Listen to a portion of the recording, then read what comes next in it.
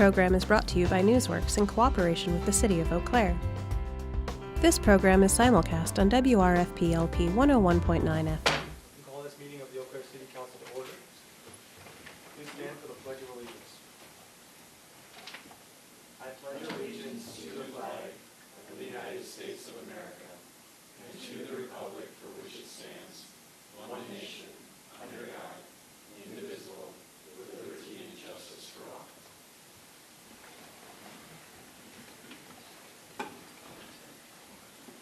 Thank you all. City Clerk, please call the roll.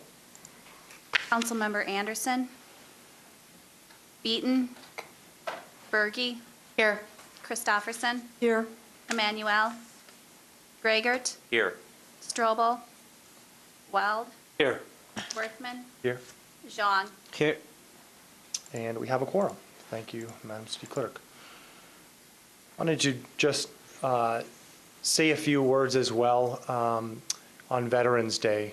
I know that so many in our community have sacrificed, and families have sacrificed, and yesterday I actually had an opportunity to join the American Legion in their celebration of Veterans Day, but I know that there was celebrations as well at a number of our schools and a number of our civic organizations, and it's just worth keeping in mind the importance of all those who have served and sacrificed for our community in whatever way we can to be able to send our thoughts and prayers to those and their families as well. So I just wanted to just mark today, and even though I guess technically it was yesterday, I wanted to mark today and make sure that we keep folks in our mind who have served our country.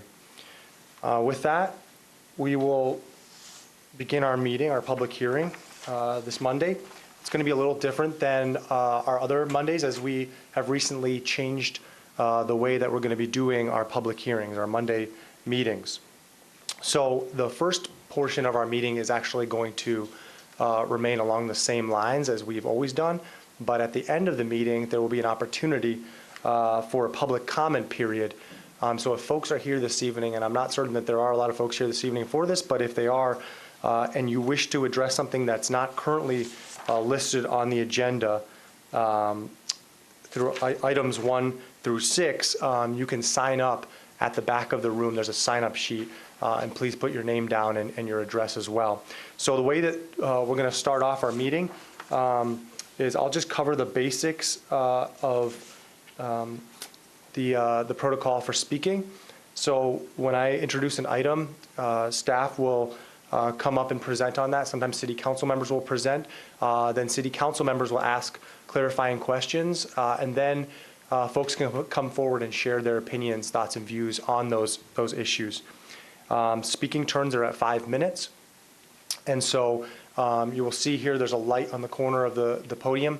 Will change from green to yellow to red, and that when it turns red, that signifies that your time has come up. And I may ask you to close your remarks as well if it goes past the 5 minutes. Once we move through to our public comment period, which you'll see is on the second page, that's where we ask that people come forward for 3-minute speaking turns. And you can share viewpoints, but please keep them relevant to concerns that are citywide concerns. And you will actually see at the back of chambers, there's a sheet that kind of specifies the way that this time period will operate. And so if you can kind of keep away from ongoing litigation or personal fines or fees or things that are just relevant to you, but actually make them broader and relevant to the entire city and policies that you would like to see, that would be greatly appreciated. If you are not interested in coming to the podium to speak tonight for any of the issues, you do have the option of filling out one of the comment sheets in the back of the room. We all get those sent to us and have them for our Tuesday meetings. The other way you will see, and I love this sheet because it has all of our contact information on it as well, our emails and our phone numbers as well, so you can contact the City Council that way. I would like to mention as well that this proceeding is going to be broadcast this evening on Valley Media Works, live streamed and that can be found at valleymediaworks.org or on the government channel, which is 99.4 on Charter Cable, and a note that it's simulcast as well on WRFP LP 101.9 FM. And then past meetings can be found on YouTube under the Valley Media Works channel. So I think that pretty much covers the way that we'll run the meeting this evening. Thank you all again for coming this evening to City Hall. We will start off with our first order of business, which is a public hearing around aldermanic districts. Item number 1 is a public hearing on the charter ordinance relating to City Council and the reapportionment of the aldermanic districts of the City of Eau Claire. Our Madam City Clerk is going to present. The Shriner annexation for property located at 2351 Sherman Creek Road is on your agenda for approval at tomorrow's meeting. The Shriner property is located in the 93rd Assembly District. The adjacent city property is in the 91st, so it will require the creation of a new voting ward. That would be Ward 74. And on tomorrow's agenda, you'll have the annexation and then also the approval of adding the new ward to Aldermanic District 4. Thank you. Are there any clarifications about this reapportionment of the aldermanic district? Council, I see none. Is anyone here this evening to speak about item number 1, which is regarding our reapportionments and the change of aldermanic districts? Is anyone here this evening to speak on item number 1? I see nobody. We will then move to item number 2, which is, these are public discussions. Our first one is a public discussion of a proposed amendment to the City of Eau Claire Schedule of Fees and Licenses effective January 1st, 2019. Mr. Winzens will share the details.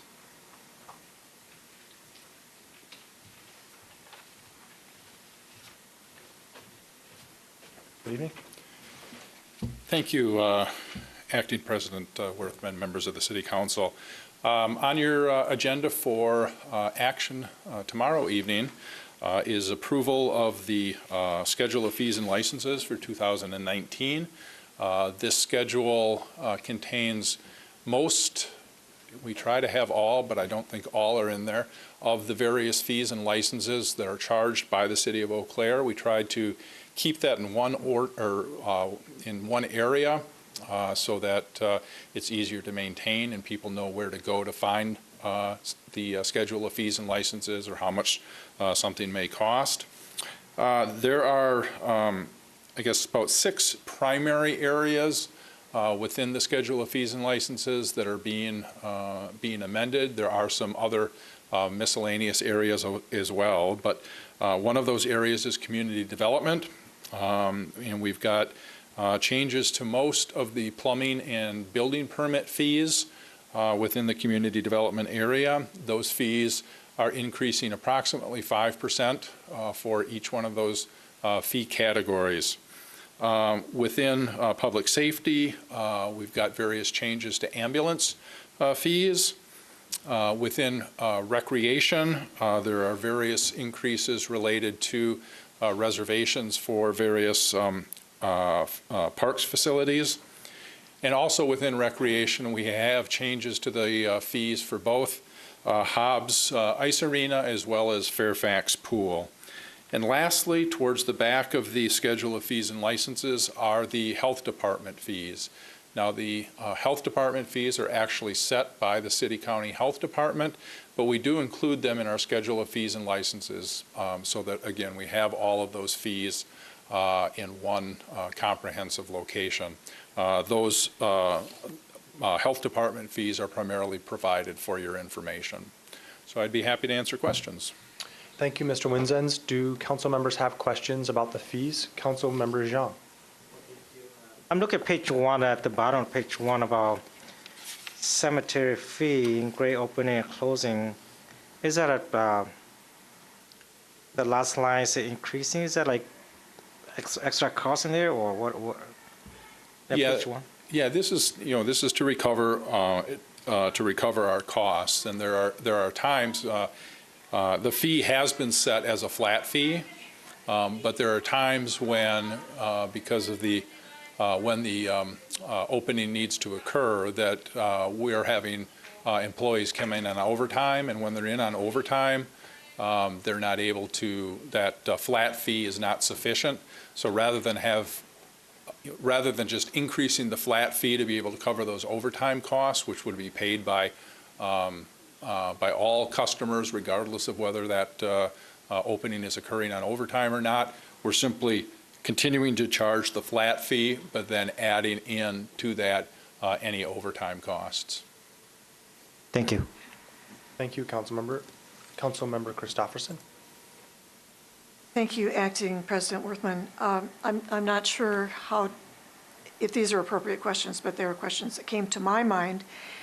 In the building permit section, this is more just for my information. I noticed that there are 3 ways in which the building permits are allotted. One is on a per square foot, one is for on value, based on value, and then there were some in the larger developments like residential apartments and condos, there was just a flat fee. So can you just enlighten me as to how do we decide that? And my follow-up then would be, when we begin to wonder about affordable housing and housing costs, how does that affect the building value or the desirability of building? I guess I think I'm going to try to address the last question first. Certainly all of our fees, I think, affect the affordability of housing, and I think you heard that during within your public discussion forum from some members of the local development community. So every one of those pieces increases their costs of building housing. The goal of all of our fees are cost recovery.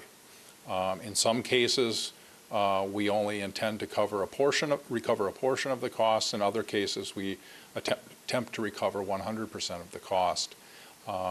The building permit fee category falls much more towards the latter, where we're trying to recover our costs of providing those services. So we have different categories within the building permit fees based upon the type of building, because different types of buildings require, I guess, different amounts of inspectors' time to be able to go out, do the plan review, do the inspections of the building as it moves through the building process. So that's why we have those various permit fee categories, and we specify within them what types of buildings are included. It's because each one of those requires a different level of effort on the part of our building inspectors throughout the construction process. May I ask a follow-up? Sure. In one of the other categories, there was a table that showed where Eau Claire fell within other cities of like size. How would we fall in the building permits or the fees here? Yeah, we try to be within the average of our peer communities. We don't try to be higher, we don't try to be lower, but again, we are trying to recover our costs. Thank you, Councilmember Christopherson. Thank you, Mr. Winzens. Further questions about the fees and licenses schedule? Councilmember Anderson. Yeah, I have a few questions, but I'll just start with one and then give other people a chance. I was wondering I noticed the fee for Hobbs Ice Arena was reduced for, I think, for the high schools and for the university. And I was kind of curious what the rationale was for that and what the cost to the city would be for that fee reduction. I don't have an estimate as to the cost of the city, and all of these fee changes are recommended by the division or the department heads, and I don't know if Mr. Pippinger can provide more information on Hobbs, or I can certainly get that for you before tomorrow's meeting. I would appreciate that. Okay, we'll get that for you. Okay, thank you. Thank you, Councilmember. Further questions? Councilmember Graggart. Thank you, Acting President Worthman. Mr. Winzens, I had a question about, I guess it's on page 21, it's at the very end of the special event fees. section.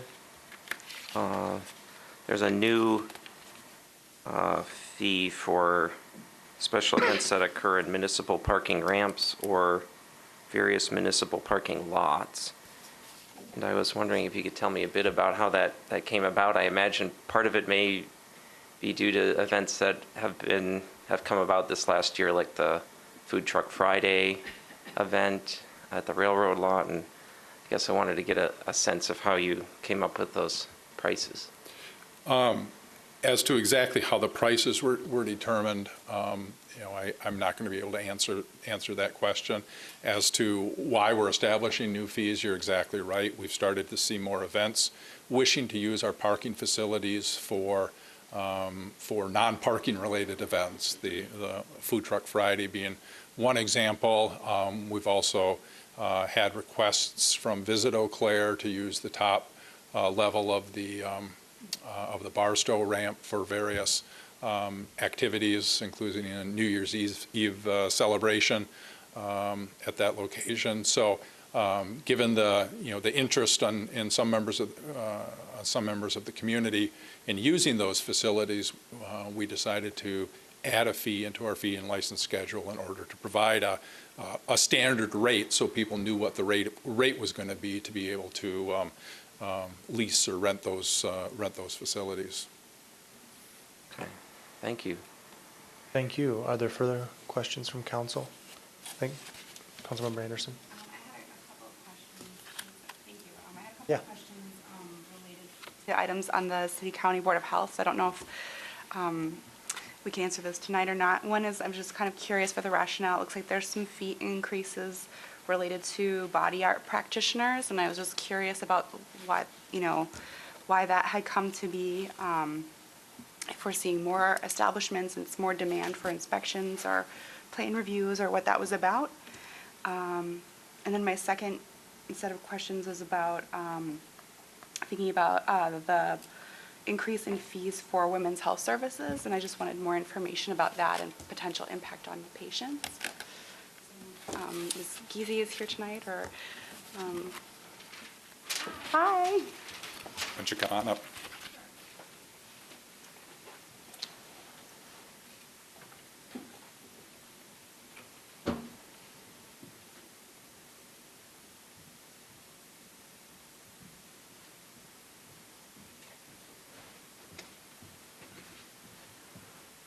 Good evening. Hi, I'm Marissa Stanley. I'm the Assistant Director for the City County Health Department. And so to answer your question about the body art fees, this actually reflects a change in the fees that we have here for the city. And what changed was we used to charge an annual practitioner's license, and we're no longer able to do that. So we have a new fee for the body art practitioner's education verification fee, but now that we're not able to charge that annually, we did have to increase the cost of the other licenses to recoup our program costs. Okay, thank you. And then in terms of the women's health, one of the things that we did this year with our fees for the reproductive health clinic that we have is we're actually putting in our total cost. So you see some of them have increased, but a lot of that has to do with the fact that we're not putting in a buffer for what we could get reimbursed for Medicaid, so that's our actual cost without reimbursement. And then it also reflects some of the medications that are used in differences in services that have increased as well. Thanks. May I have a follow-up? So do you see a potential impact to patients from anything with these fees, or will things continue as the same for patients? So things will continue the same for patients. We do still have our sliding scale fee. So for people who aren't able to afford different services or qualify for different types of insurance, they'll still, they won't see the increased costs. Great. Thank you very much. Thank you. Councilmember, is it regarding health? Okay, Councilmember McGregor. I had a question for you about the section in Board of Health related to mobile and manufactured home program. So that's pages 29 to 30, and I noticed that those fees have been reduced a little bit, at least. And I know we've had a number of issues we've been working through with mobile home communities in our city. So I was wondering if these changes have something to do with that, or how exactly they came about to be proposed for a reduction. Sure. So all of the fees that we calculate for our environmental health services are based on what our inspectors are coding for their time.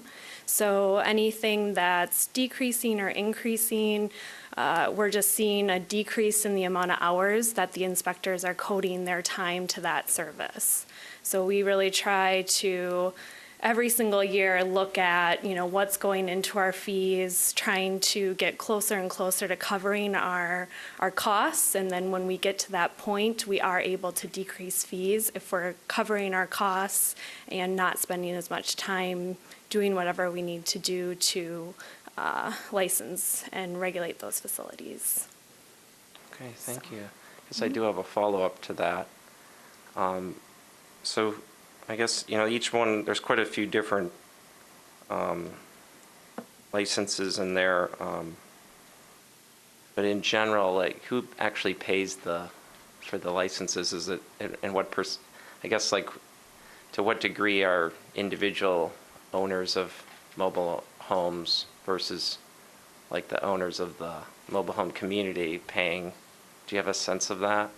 Yeah, how that breaks down? The license fee for the mobile home parks is to the park owner. We license the park itself on behalf of the Department of Safety and Professional Services, DSPS. We're an agent of enforcing their code, so it would be the park owner that gets that cost. Okay, thank you. Thank you. Further questions? I see none. Thank you so much. Mr. Winzenz, I actually had a question back on the parking ramps. How do we arrive at those two numbers? I believe it was $60 for a floor or something like that. How do we arrive at the numbers for the parking ramp fees? I'll need to, excuse me, I'll need to follow up on that with Okay. Mr. Solberg and get that information to you Okay. in advance of tomorrow's meeting. But I did have an answer to Councilmember Anderson's question earlier about the Hobbs fees. So for both of those fee categories, and this is on page 23, for the rentals for the high schools and UWEC, the previous rates of $775 and $575 were for blocks of time and for games. So one of those blocks of time could easily run 4 hours, and we're changing that now to an hourly rate. And we think that the hourly rate will actually generate more revenue for us than that flat rate did. Thank you. Any last questions for Mr. Winzenz from City Council about the fee structures? Okay.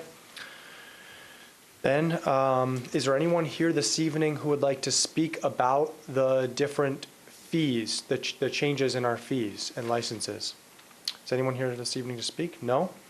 We will move then to our next item on our public discussion. This is regarding our sewage service changes, charge changes, and this is a public discussion on an ordinance amending Chapter 15.04 of the Code of Ordinances, the City of Eau Claire, titled Sewerage Service Charge, to increase the sewer rate users are charged, and it's proposed in our 2019 operating budget. Mr. Winzenz.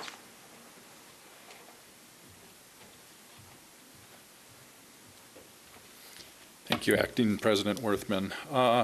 Also before you tomorrow evening will be an ordinance adjusting the sewer service charge for 2020, or right in the 2019. I'm a year ahead of myself. With these changes, the new rate will cost the owner of a home within the city of Eau Claire approximately $6.02 per quarter. That's with an average amount of consumption at that residence. We are required to maintain a sewer service charge system that is a user charge and recovers sufficient revenue in order to pay for all of the capital and operating expenses associated with that. This increase is being largely driven by the full capitalization, if you will, of the enhancements that were completed at the sewer treatment plant 2 years ago.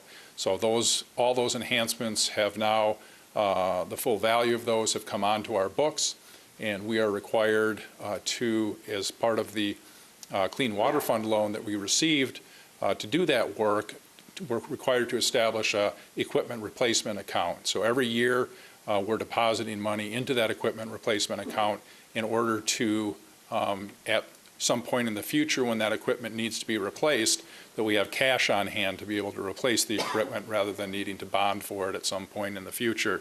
There was approximately $600,000 increase this year in our required contribution to that capital replacement account.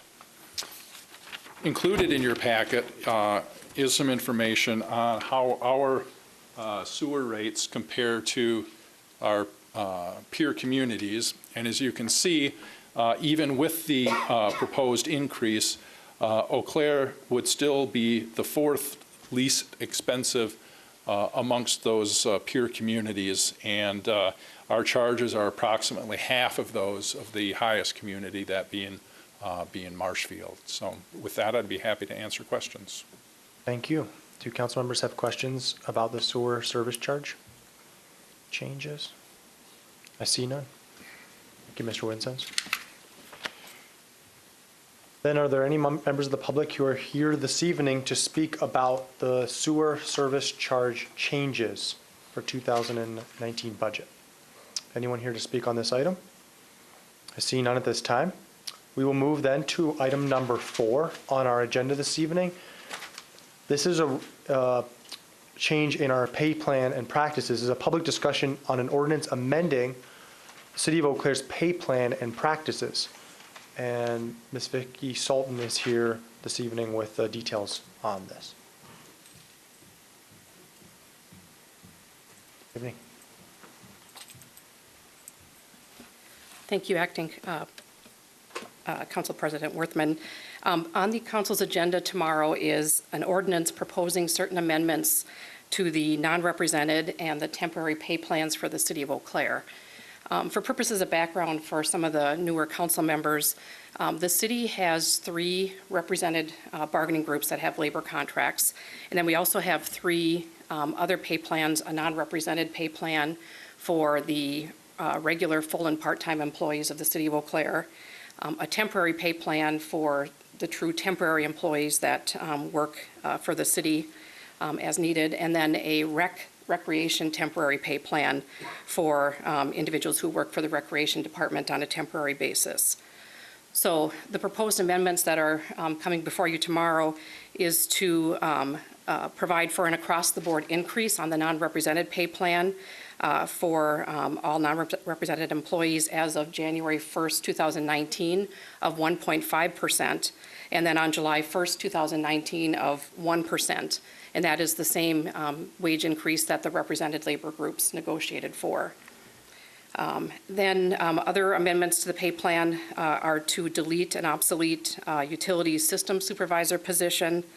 And then, as was discussed at some of the budget work sessions, the city is going to be recruiting for a purchasing manager, and we need to fill that position. Previously, we shared this position with Eau Claire County. It was an Eau Claire County position, and then the city contracted to pay half of the salary and benefits of that position, and we're just going to flip-flop that arrangement with the county, and we will be hiring the purchasing manager, and then the county will be contracting for half of the cost of that position. And then on the non-represented pay plan, there is a purchasing technician position that was submitted for a reclassification to assume some additional job responsibilities, and that was approved by the finance department, the city manager, and then our consultant reviewed that as well.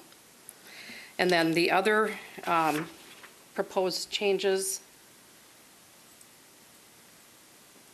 Did I fall asleep? Okay. There we go. The other proposed amendments to the pay plan have to do with the temporary pay plan, and it is to eliminate two elections positions. The first is the special voting assistance position. This is a function that was eliminated by the state of Wisconsin, so it no longer exists. And then the special voting deputy position, our practice is to always pay that position at the chief inspector's rate. So those positions would come off of the pay plan, the temporary pay plan.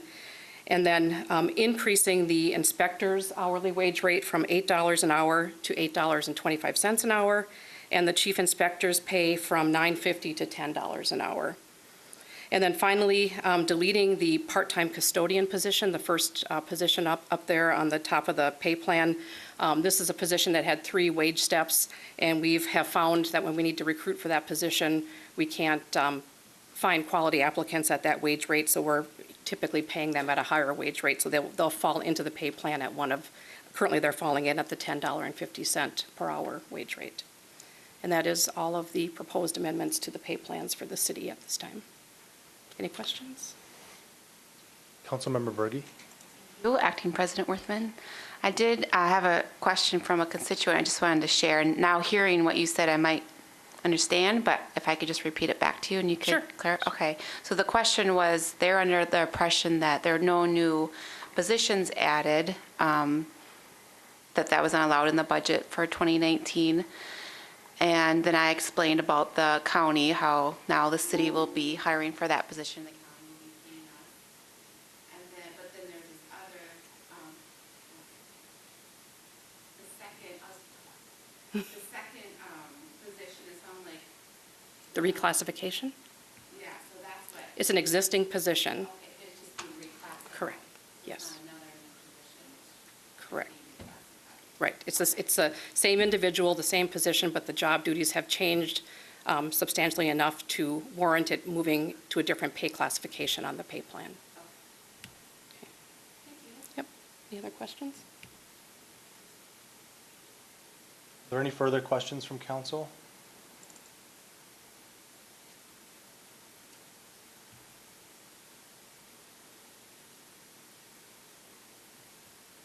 Do council members have any other follow-up questions? I don't see any at this time. Okay, Thank you thank again. Are there any members of the public who are here this evening to speak about the changes to our pay plan and practices? Seeing none, we'll close that item and move to item number 5, which is a public discussion on an ordinance amending Chapter 9.76 entitled Parks, Public Grounds of the City of Eau Claire. Mr. Pippinger.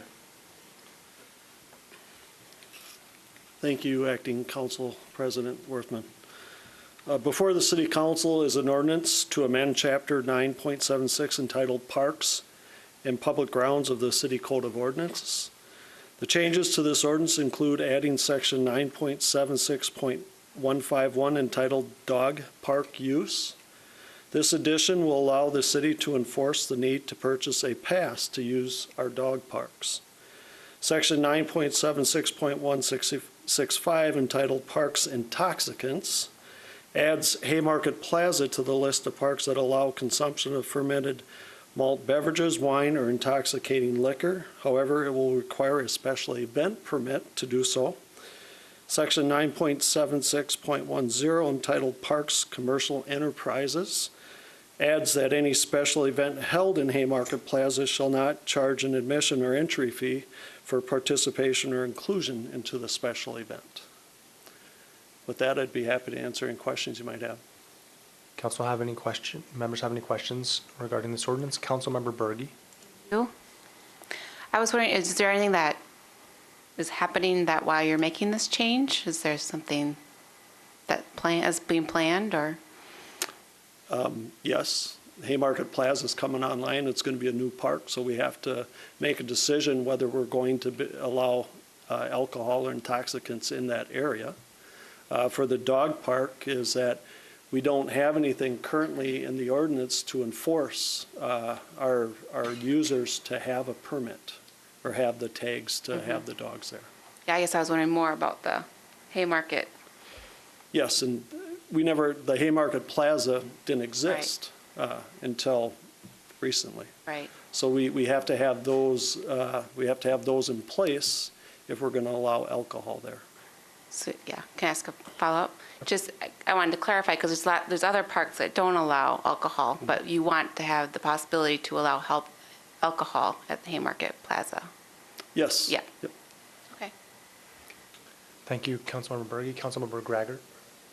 Acting President Worthman, Mr. Prippinger, one of the things I wanted to clarify about the Haymarket Plaza is, and one of the reasons why we, I guess, are making sure that I guess with regard to Haymarket Plaza, there's the question of it being a very public park that also needs to allow for bike and pedestrian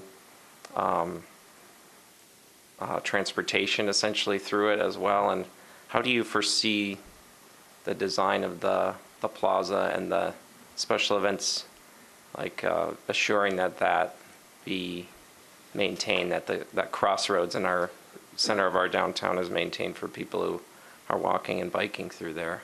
Sure. And we've had several discussions about this. In the trail system, any of the trail systems would remain open. We wouldn't allow a special event on that part. Okay. The other part of the Haymarket Plaza that isn't into the trail system would be reservable for a special event. However, it can't be a private event. It has to be something that's open for everybody to be able to utilize. So part of it is the part of it that assures it is that it's a public, they're always going to be available to the public regardless of the type of event. That is correct. Okay, awesome. I guess a follow-up question, and this is related to the dog park permit. So how do you foresee that being enforced at the dog parks? Currently, we have our CSOs from the police department. When we have, typically it's complaint driven.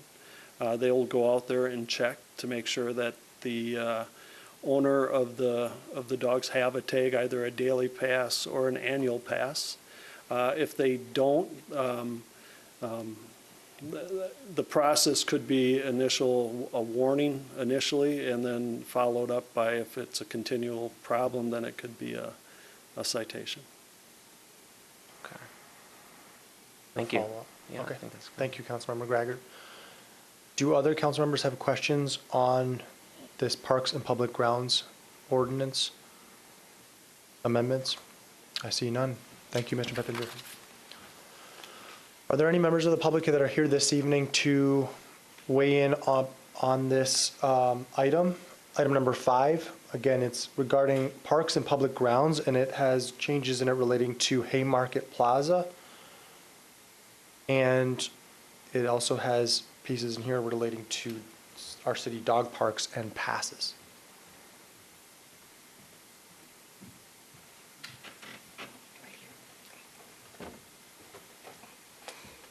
Good evening. Hi there. You could, I'm Pat Williams. I live at 1519 Russ Street, and I'm a daily visitor to the off-leash dog park. And I've been involved in this park since before it was opened in 2004. And last year, after being open many years, our dog park was voted one of the 10 best in the state of Wisconsin, coming in at number 5. So it's a very popular place. And part of it is there are many, many more visitors to the dog park than there were in '04. And many of those people buy permits. Many of them do not. And I think we had a high point of like 800 people buying dog park tags, and it has declined over the last 3 years. Because when people are confronted, they say, why should we pay? Nobody else does. Or, why should I pay? There's no enforcement out here, which is very true. And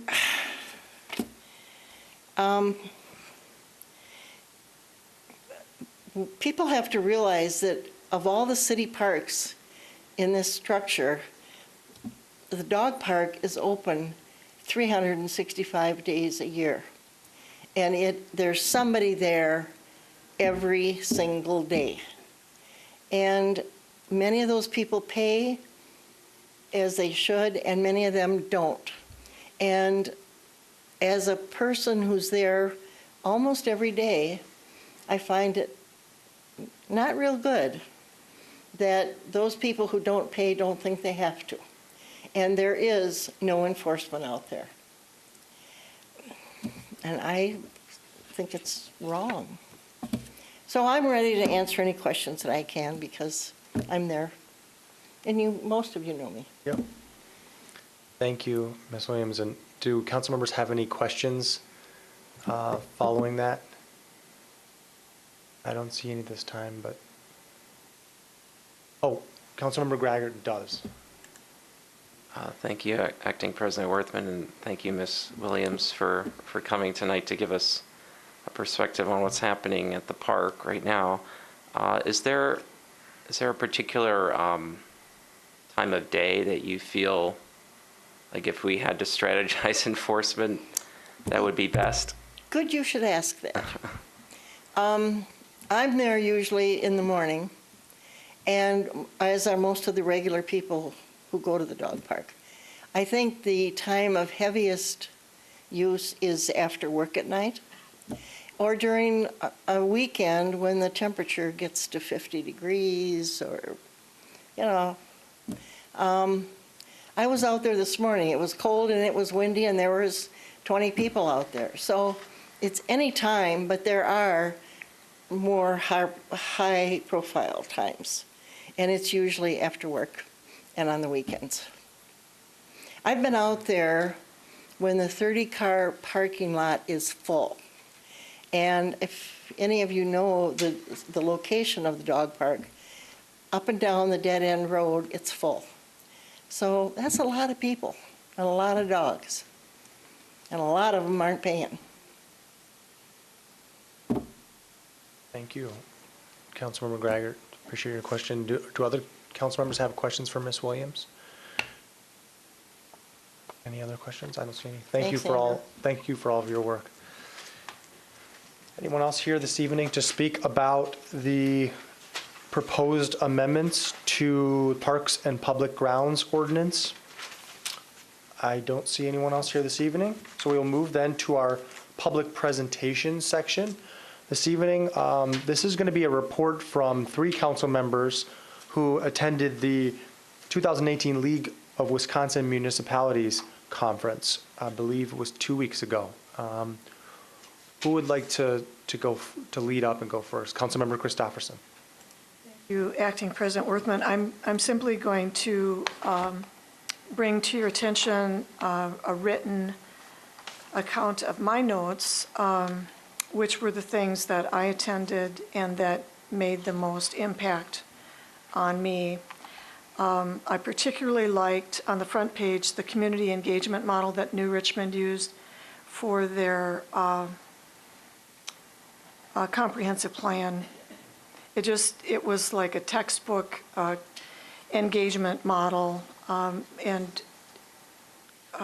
really, I think it probably seems to me to be pretty intense, but really took away, based on their presentation, it did not take the staff time that typically it would. So I liked to share, I appreciated sharing their experience. And then I'm not positive about this, but I think that maybe our city attorney might have been the originator of some of the information from this dark store loophole, and some of the fees just sounded like your expertise coming back to me. So I just wanted, this is how I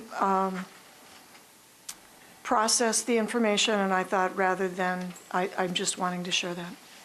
Thank you. Do council members Graggart or Berge have highlights from the conference that they would like to share as well? Councilmember Berge? Thank you. Yeah, I didn't write mine out, but well, I wrote my notes, but I won't share those. I as well went to the community engagement model for the comprehensive plan, and they handed out brochures that I'll pass along. This is what their end product was, so I thought it might be interesting for you guys to see. I'll send it down and maybe you can pass it up there. But that was the end product of it, and they really tried to make it really user-friendly. So they wanted to not, oftentimes with plans, they kind of get stuck on a shelf and collecting dust, and they really want it to be a livable or a living document. And in fact, when developers come into their community, they give them this brochure and say, this is our community here, this is what we're looking for, these are our goals, let's work together to make this happen. So that's front and center, which I really liked too. So also kind of other tidbits from that presentation. Now they hired an outside facilitator to do it, which is an option, and then so it did allow city staff to kind of step away and really let the residents lead it. They had to kind of rename things. It sounds like the residents kind of had a bad taste in their mouths from previous attempts. So I thought that was interesting, like they called it a community action plan instead of a comprehensive plan. They just, as Jill wrote out, they just had different groups, and they met a lot. It was a very intensive plan, but it was a plan, and it sounded like it was really successful. So that was kind of neat to hear. And then I also attended ethics in local government, just some tidbits from that. He talked about there's a difference in being nice and being ethical, which I thought was a good point, two different things. And that being ethical is about satisfying obligations. For instance, it would be unethical if you generate an expectation and failing to follow through. And also I thought he was an important tidbit is that you need to be aware of role and relationships, and that depending on your role, you have different ethical obligations. Like I have a different ethical obligation than maybe city staff does, and I thought that was really important too. He also touched on civility, and he said that if people feel like they don't have a voice, then they tend to scream. That was his words.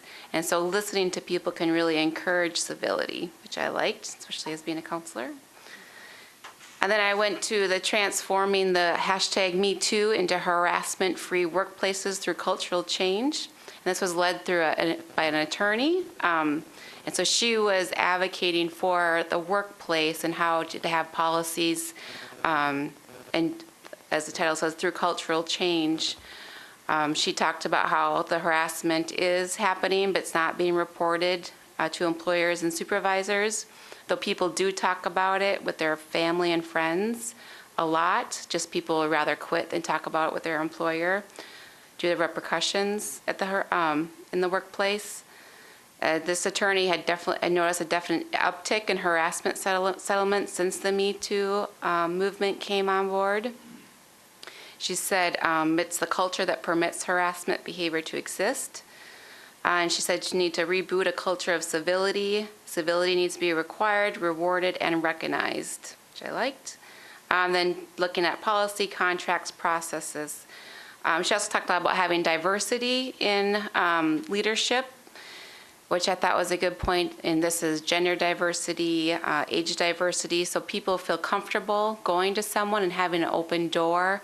So if anyone is feeling harassed, so they have this feeling they can go to someone in the leadership role. There's not just one person they have to report to, because if they're a female, they may not feel comfortable reporting to a male, or something like that. So I thought that was a good point too. And just the leadership drives culture through modeling, which I thought was true.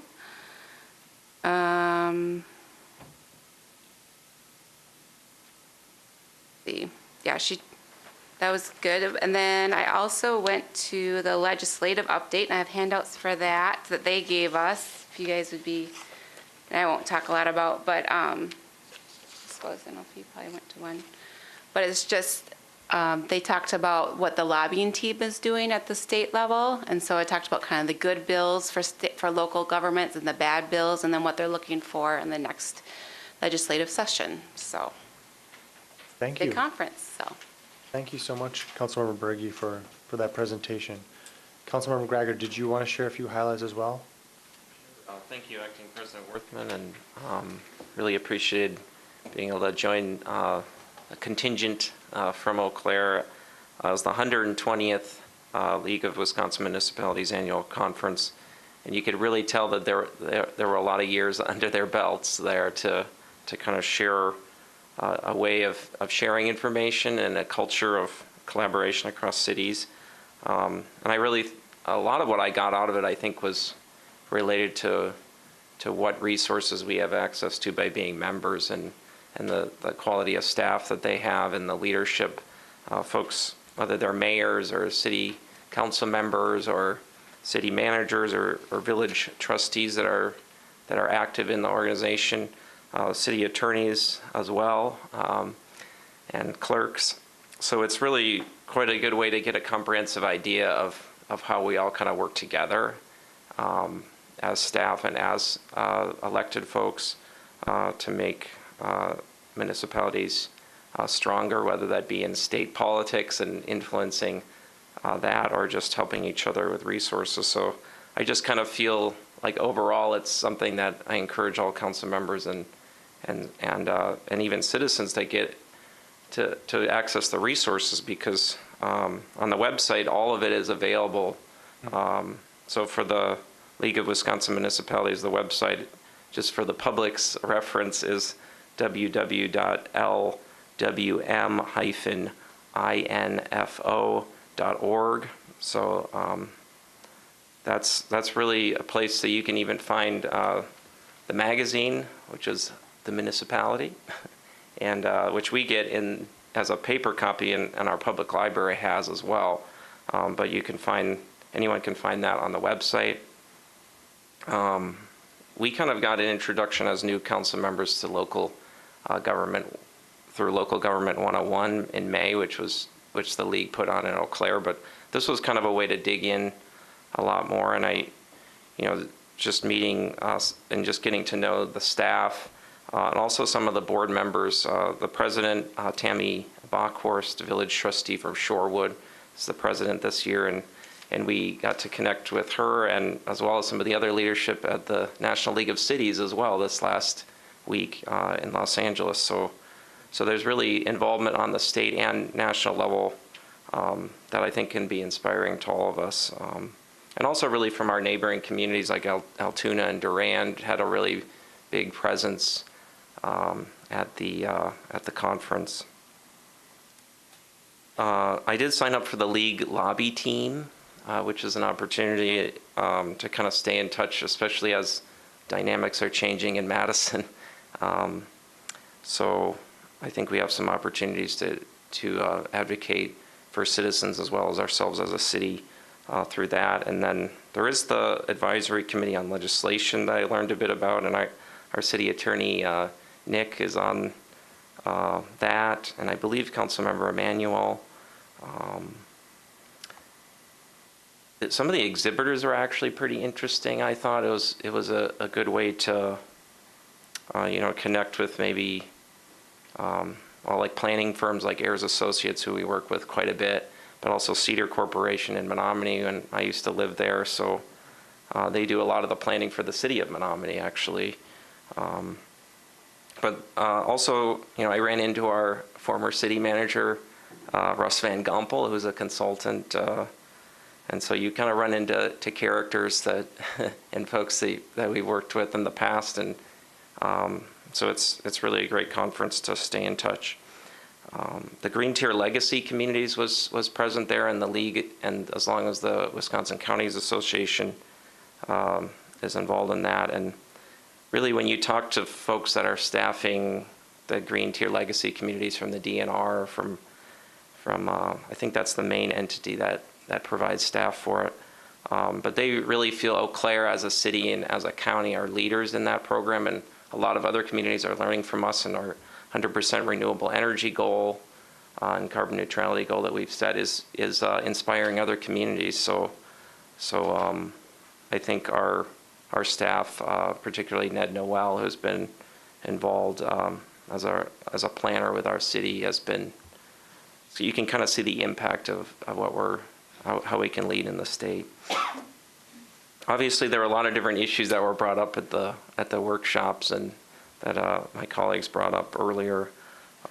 Certainly, there's a lot of state issues that impact us in terms of levy limits or other local control issues that I think kind of were at top of mind. And but I think another major key area was economic development and how we can encourage entrepreneurship and a strong workforce here. And I think there's this new campaign that's been rolled out called Think Eau Claire that is kind of in line with a lot of what we were talking about and seeing examples from around the country. So certainly want to make myself available to anyone who wants to talk more about the League of Wisconsin Municipalities and what we learned. But that's kind of the overview, is that it's generally inspirational rather than just a whole bunch of little facts that I came away with. It's more of how we can build from here as a new council member. So, Thank you, council members, for your service, for going to the conference and sharing all of that with us. I think, do other council members have questions for either Councilmember Graggart, Berge, or Christofferson about the conference? I think if you don't have any questions now, it'd be worth following up in person as well. So I think then, is this item noticed for public comment as well? I assume it is. Are there any members of the public who would like to come forward and give their thoughts or perspective about what we heard from council members Graggart, Berge, and Christofferson about the conference? No? Then we will close that item. Thank you all again for that discussion. Close that item and move on to our public comment period. This evening, we do not have anyone signed up for our public comment period, so we will close that. Well, actually, before we close it, I'll just ask one more time. Does anyone want to come speak about anything at the podium? I see no such desire. Then on a motion by Councilmember Anderson, seconded by Councilmember Weld, this meeting is adjourned.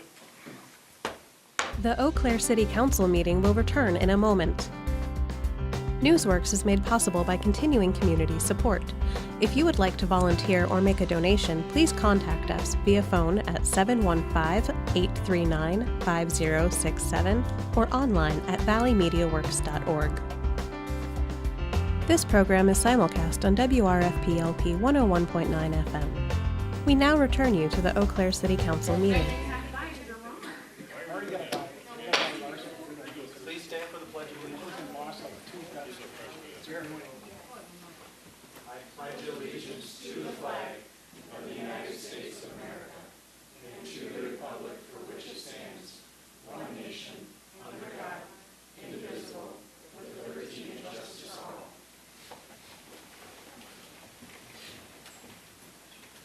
Thank you all. Clerk, please call the roll. Councilmember Anderson. Beaton. Berge. Christofferson. Emmanuel. Graggart. Strobel. Weld. Worthman. Here. Zhang. And we have quorum. Thank you, everyone, for coming down to the City Council meeting this evening. I want to just first point out that Valley Media Works is live streaming the proceedings for those who weren't able to be here this evening. That can be found on valleymediaworks.org, or if you visit the government channel, which is 99.4 on Charter Cable. And this is also being simulcast on WRFP-LP 101.9 FM. Past proceedings of the Eau Claire City Council can be found on Valley Media Works YouTube page as well.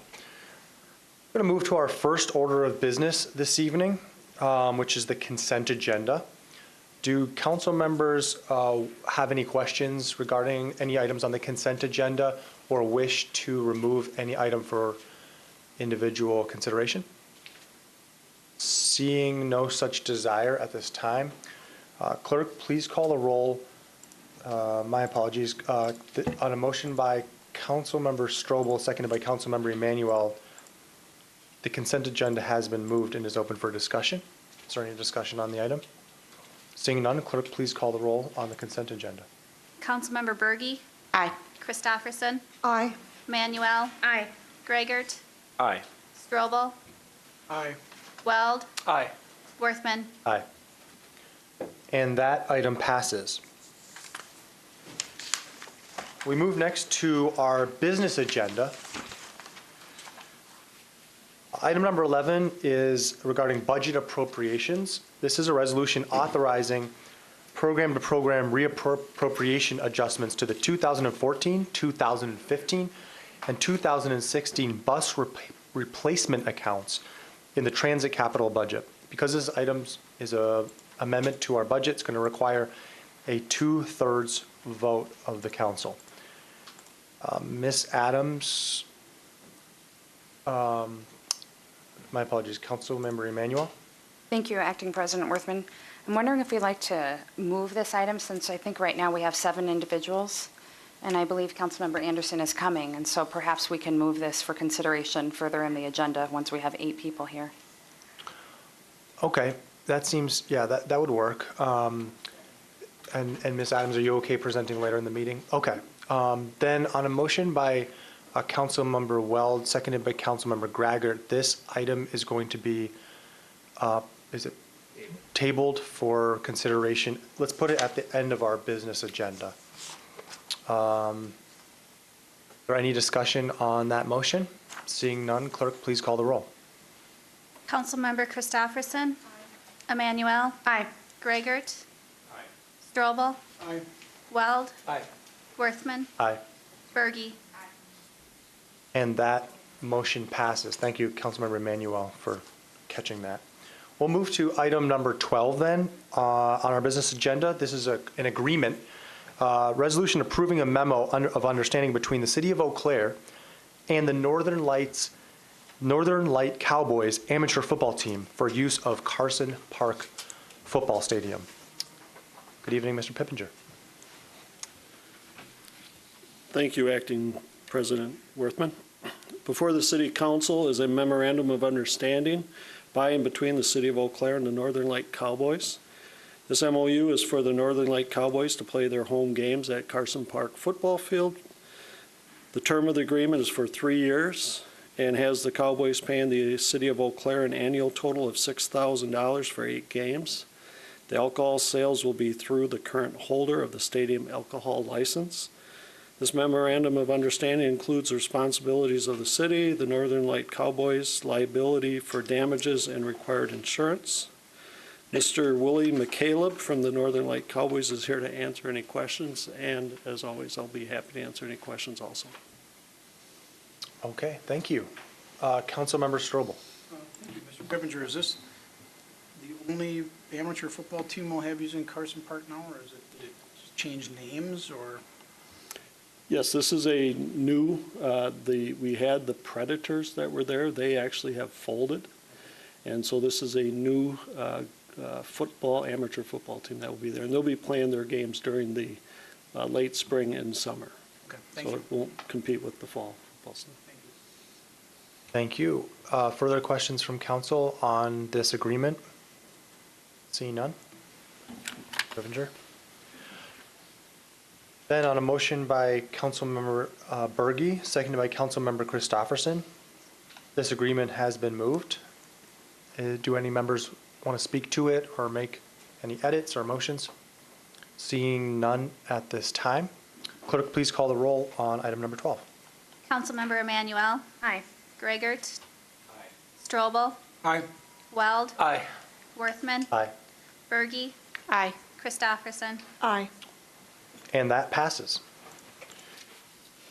We move then to item number 13 on our business agenda. This is a resolution approving an agreement extension between the City of Eau Claire and the Chippewa Valley Railroad Association for lease of space in Carson Park and the maintenance and operation of a quarter-scale railroad.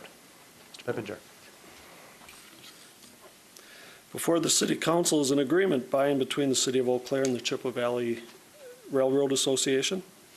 This agreement outlines a cooperative use of a quarter-scale railroad in Carson Park. The City of Eau Claire and the Chippewa Valley Railroad Association have had this cooperative agreement since 1977, or for the last 41 years, which has become an iconic feature and amenity to Carson Park.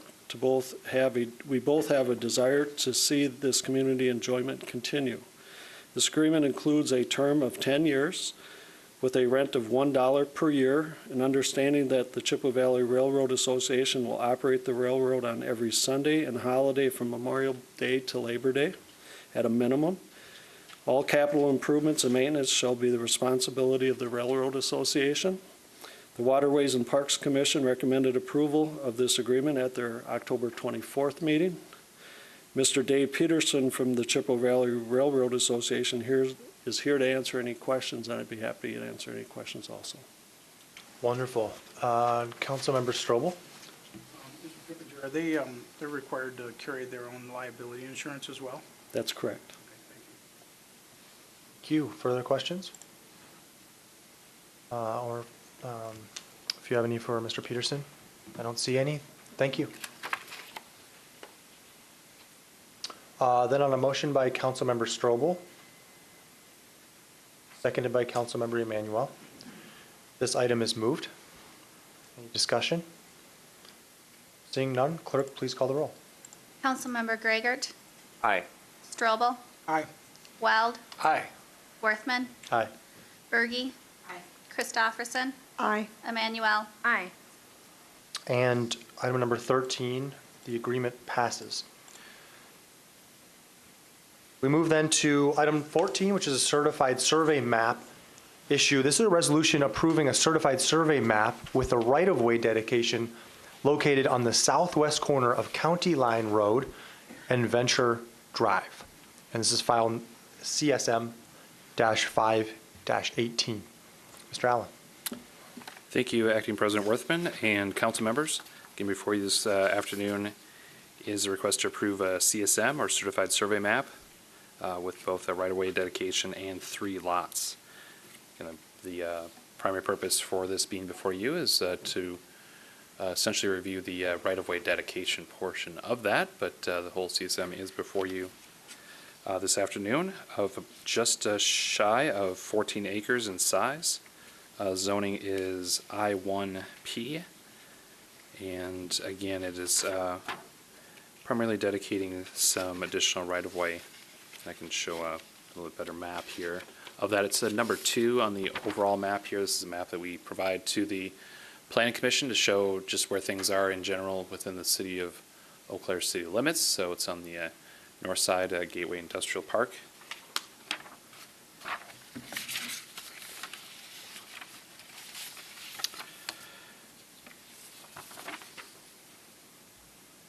It's an aerial photo of the site in question, this general area.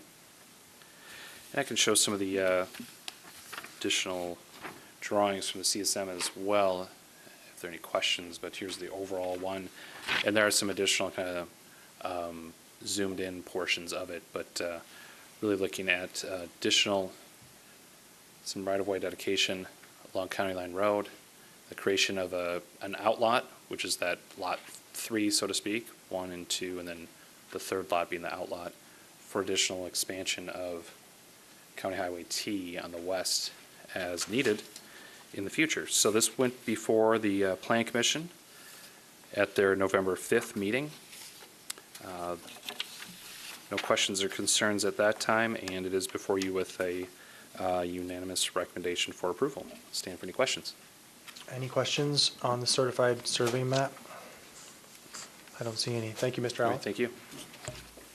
Then on a motion by Councilmember Weld, seconded by Councilmember Gregert, certified survey map changes are being moved. Is there any discussion on this item? Seeing none, clerk, please call the roll.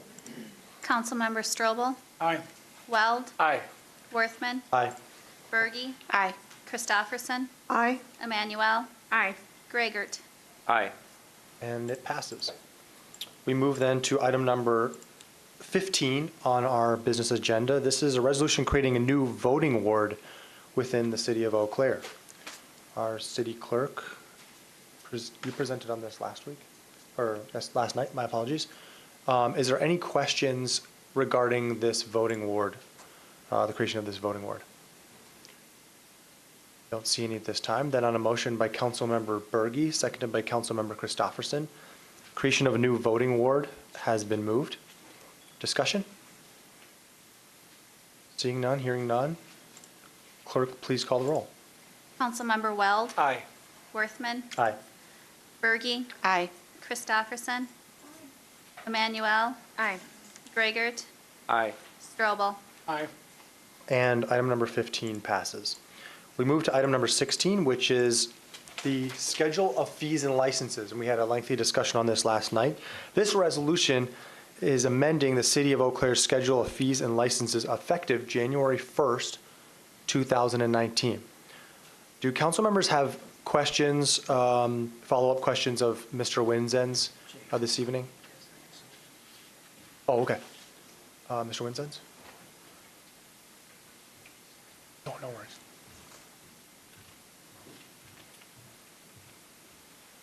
Thank you, Acting Council President Worthman. Just a couple of follow-up items from last night.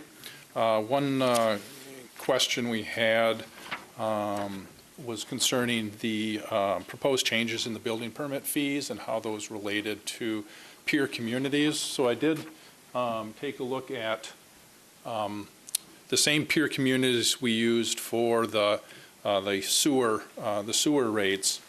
And in making these calculations, I based it on a 1,250 square foot home with an estimated value of $250,000 because some communities base their fees on square footage of the home, some base their fees on the value. I also, for the additions, assumed a 150 square foot addition with a value of $22,500. Then on the commercial side or multifamily, I assumed a 5,000 square foot building with a value of $750,000, and then a 1,000 square foot addition with a value of $150,000.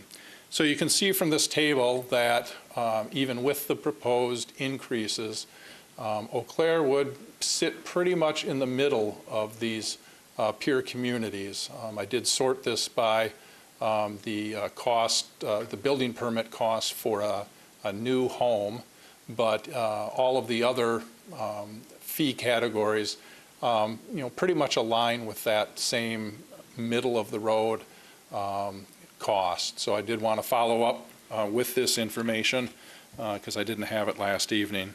And then there was another question related to how the rates were calculated for the parking lots and the parking ramp. So how those were calculated is, essentially, well, first of all, we wanted to make them wanted to make it simple for us to administer as well as for people considering renting those facilities to understand. We didn't want to have a calculation that was, okay, well, you're going to take this many stalls out of service, and so really what we did was, we based it on the railroad lot, which has been used for Food Truck Friday, and approximately 30 stalls are taken out of service when that event occurs, and then the revenue that we would generate off of those parking stalls is 25 cents per hour, and again, based upon all of that, we came up with a fee that's included in the fee and license schedule of $30 per hour. So, it is probably slightly more than compensating us if all of those stalls were leased or to individuals parking in them, but also assumes, again, we've got certain cleanup costs and other things associated with those events. The same thing on the parking ramp. So, we've got various size parking ramps. The Galloway ramp has approximately 175 stalls on each level, but we've also got the Riverside ramp, which is down around 60 stalls per level, and the Gibson ramp is probably around that 60 stalls per level or so as well. So, doing that same type of calculation, those facilities generate 50 cents per hour in permit fees. Doing that same type of calculation, really the average of those different size floors is that approximately $60 per hour that's included in the fee and license schedule. So I did want to follow up with that additional information. And just one other comment on, on the building permit fees. One of the rationales for those fee increases is we're making a change in how we're handling credit cards, and I think we've mentioned this to the City Council before. So up until I think about June or July of this year, we always charged a convenience fee for those individuals who wanted to pay by credit card, and that convenience fee was 2.5% of the transaction amount. We are now absorbing those fees internally, and therefore are going to be gradually increasing our fees in order to offset the credit card fees that we need to pay. Again, trying to make our services more available to the public and keep up with expectations. Those expectations being ability to pay by credit card, but that does have a cost to us because we have to pay the credit card processors. So that was at least part of the rationale for those fee increases.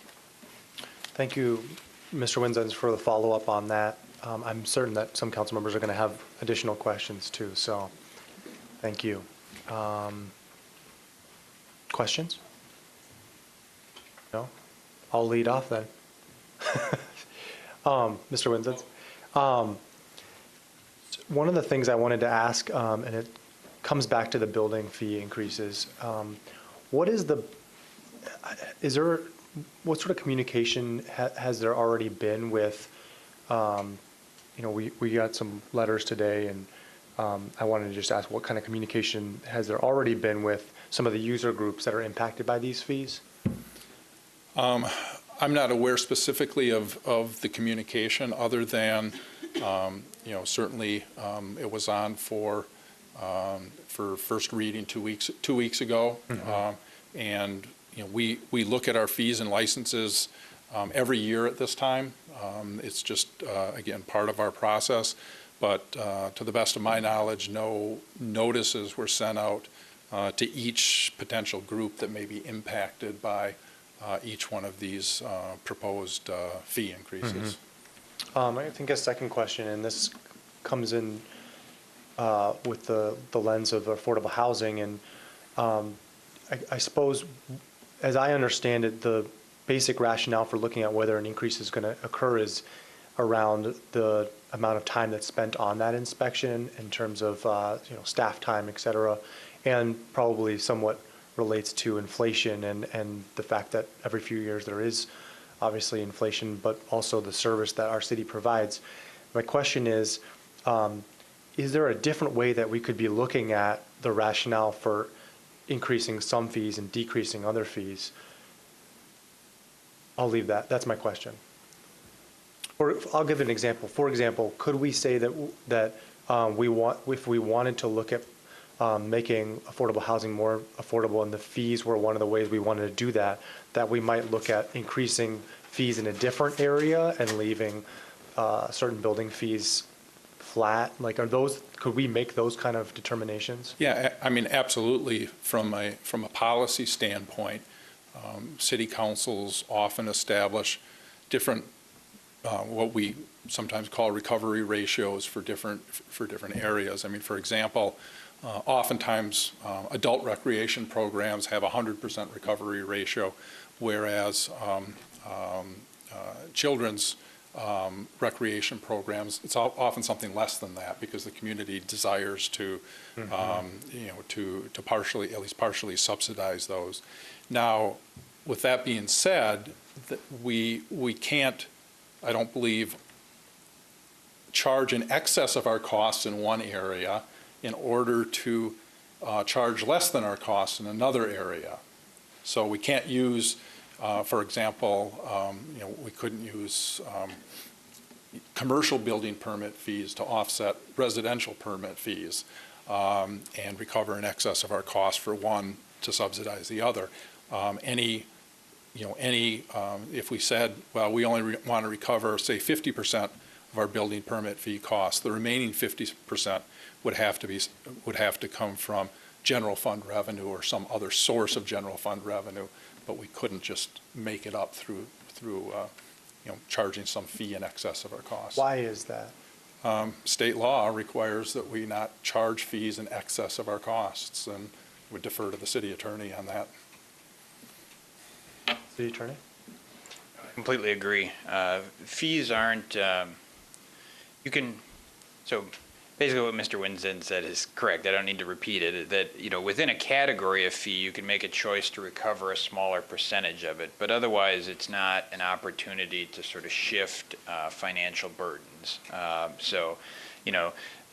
There's other means to support affordable housing or other things you wish to incentivize. I mean, you can have grant programs, you can have more favorable approval timelines, differing, things like that, appropriate lawful use of tax increment financing potentially. But the fees are not, it's not a tax, and the case law on that is very clear that what it's supposed to be about is a cost recovery, and in terms of its appropriateness, Mr. Winston's already had it up there. It looks like, in fact, we're, well below even a median point. I mean, I think those fees are, in some instances, were a fourth or a fifth of the fees that were charged by some of our other peer institutions.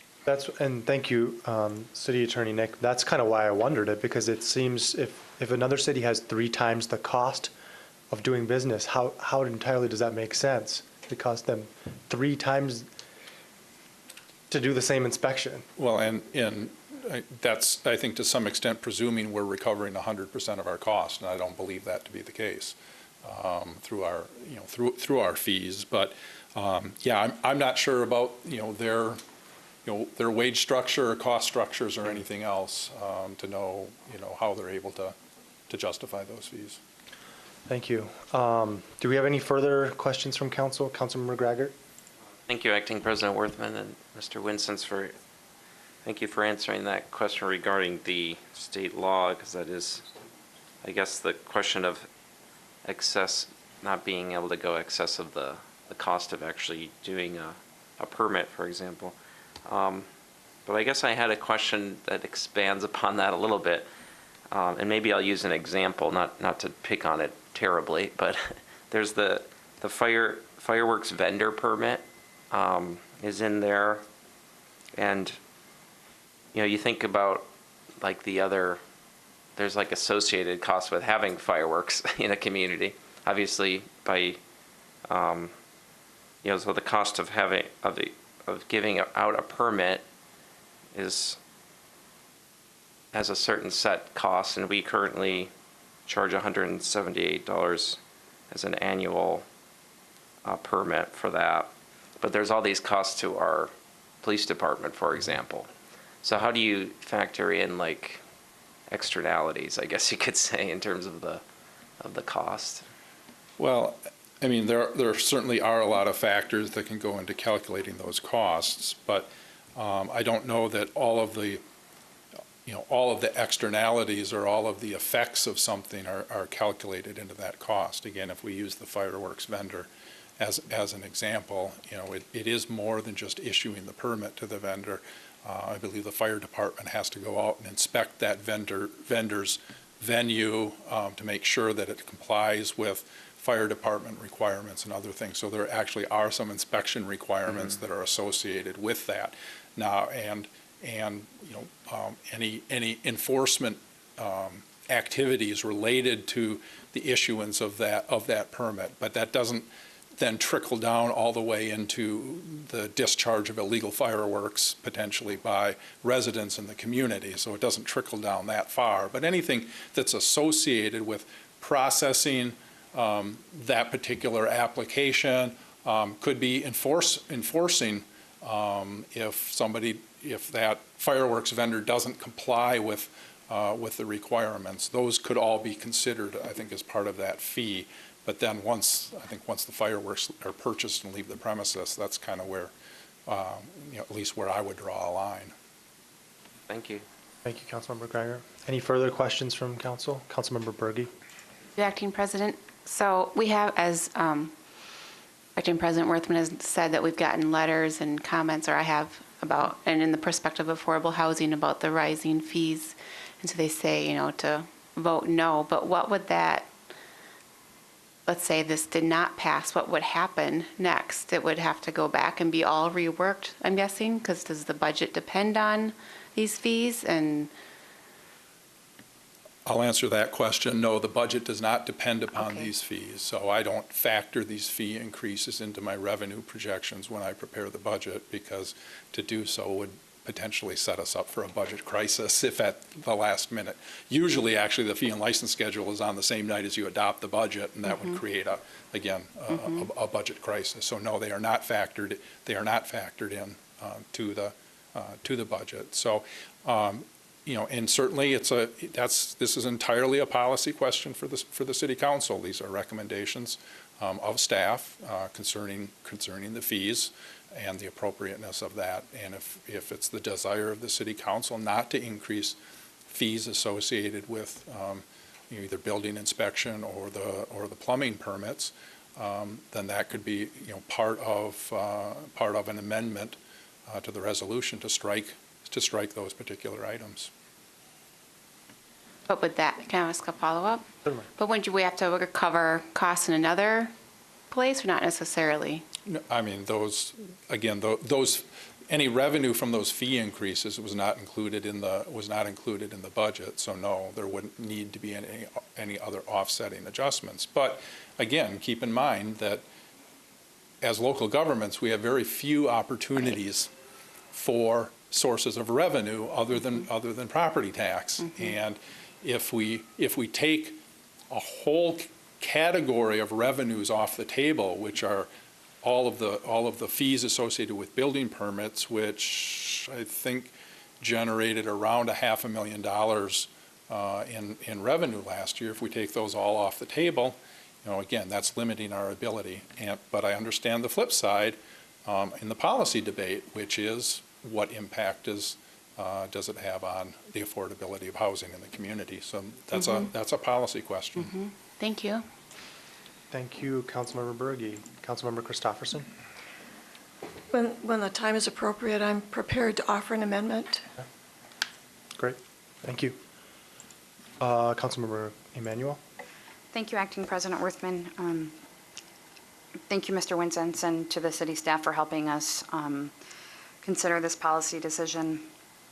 I'm wondering about, well, maybe the first is I'll say a statement, is that I understand other communities could set a policy that if you have a project that meets the criteria of affordable housing, that those fees are either waived or reduced, and that you have development that occurs that's not a part of full affordable housing that would pay the full price.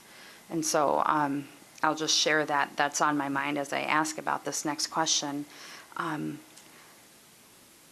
How imperative is it for us to vote for everything tonight versus potentially pulling out the items in the fee schedule that would pertain to affordable housing, such as building, electrical, heating, plats, plans, et cetera, and then create a directive to staff to come back to council with some criteria that would help us, if council wanted this, to say, yes, we accept the fee schedule as is, unless you meet the criteria of affordable housing, in which here's the fee that you would pay for. So essentially try to vote up everything else except for affordable housing tonight and allow staff a little bit of time to work on that. I think that if that's the wishes, or if those are the wishes of the city council, I think that would be something that staff would be able to work with. We're in the middle of of an affordable housing, study and developing a plan at this point that could be incorporated into that. Thank you. Further questions? Councilmember Berge? Because I know there is a lot of work being done with the task force affordable housing, so that they could integrate with Yeah, I mean, potentially the whole subject of building fees generally could be incorporated into that discussion of housing affordability in the community and ways to perhaps make housing more affordable. Thanks. Recognize the city manager to additionally answer. Thank you, Acting President Worthman. So at 2 weeks from now in the meeting, we have penciled in a work session on affordable housing, and so it would be very timely, to be able to talk. I mean, we're at that work session, we want to go through the things we're working on, some of the ideas that we have, and some of the directions we might be able to go, as a community related to that, and this would fit very nicely into that conversation. Councilmember Christopherson, did you have another question? Well, I did have a perspective that I wanted to offer, and it was related to the Chippewa Valley Affordable Housing Task Force that is just now beginning their quote-unquote deep dive into the specifics of where might we have opportunities to decrease the building costs. And although I think that we're right in line with where other cities might be, just the quality of the conversation might be adversely affected by changing fees at a time when that conversation is just beginning. So for us to just continue with the 2018 fee schedule in the building permit costs seems like it would really preserve the quality of the conversation and give the council an opportunity to come back and change those prescribed fees based on what the Plan Commission and the Community Task Force has suggested. I think that the citizen engagement would be more valuable. Thank you, Councilmember. And I think that's it. Or Councilmember Weld, is it a question? Please. Okay. Have we defined affordable housing in regards to new construction? Are we talking about a specific price range? Are we talking about a specific style of home or? Could we, if I could just ask, because the conversation, I think that your question and I think the conversation with Councilmember Christopherson is probably better once we move the item, because I believe there's going to be an amendment as well. Would you, I suppose unless it's a question for Mr. Winzens, if it's a question for the council, I think we should wait till after it's been moved. Only if Mr. Winzens has anything to add to it. Otherwise, I can wait. Okay. Yeah, I think that's really a policy question for the city council to discuss. Okay. Thank you, Councilmember Weld. And any further questions for Mr. Winzens? No? Then on a motion by, where are we at? Council member, I believe we're at Graggart and Berge. This item is moved and open for discussion. Who would like to go first? Councilmember Weld. My question. I just wanted to understand, obviously the building fees pertain to all new construction, which involves a wide range of homes and new construction in the year coming up, which, the majority of them now are $300,000 and $400,000 homes just because of the cost to build.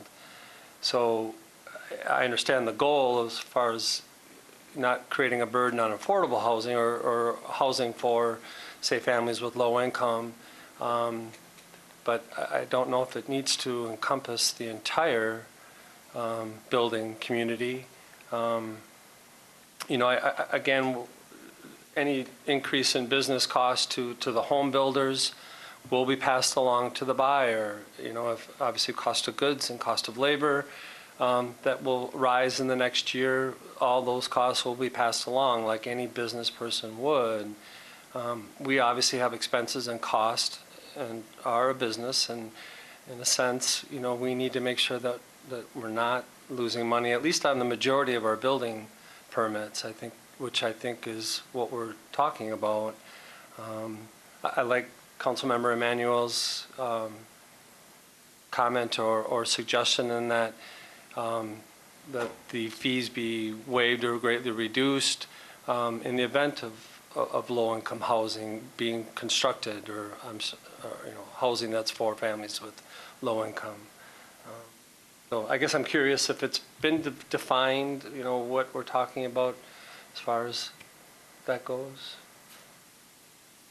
Thank you, Councilmember Weld. Councilmember Christopherson. Thank you, Acting President Worthman. I'm not going to pretend that I'm an authority in this, but the conversations that I've been a part of find that is a difficult word and would substitute other words like sustainable housing. In my mind, where I have found the ambiguity to work for me is that there's just a lack of housing stock across the pricing spectrum, and that there is a lack of housing at all affordability levels. So that right now in the conversation, it's all game. Like, how can we motivate housing at this affordability level, at the middle range, at the high range? Because as you move people up, that leaves housing available at a lower price point. So sustainable, I think, is more practical. And there are people that are working to increase stock at all affordability levels. There are, of course, particular groups interested in those experiencing poverty or low income. But I think in this conversation, to increase and preserve the housing stock in Eau Claire, I think for 6 months to a year, to allow the building community to weigh in and to talk about how they could be incentivized to uncover financial resources that will then anchor low-income housing. So does that answer your question to some point, to some degree? Yeah, if I could just summarize. More or less, we're talking about all homes of all income brackets and all price ranges, trying to create affordable housing. Thank you, Councilmember Weld and Christopherson. Councilmember Emanuel. Thank you, Acting President Worthman. I would just add that I think as far as precise and exact criteria of what we would kind of set as a policy target, I do not believe we have defined that. And I think that's an imperative definition to define that helps set criteria for decision-making as we move forward. And I think that's a really important component, is to make sure that we know we've had a chance to discuss as a community, more than this body and more than the organization, is really a community of what does that look like and what are our goals, and what meets the threshold and what doesn't meet the threshold. And after we have that definition, then I think, in my opinion, I think that would be more appropriate to say, yes, you qualify for a fee reduction, or you get to have the fees completely waived because perhaps the proposal is meeting whatever criteria and goals that then this body has set ultimately. Mm-hmm. Thank you, Councilmember. Councilmember Strobel. Thank you. I unfortunately missed last night. How much are we talking about in these building fees that everybody's talking about tonight? What are we talking about, those increases that is going to affect?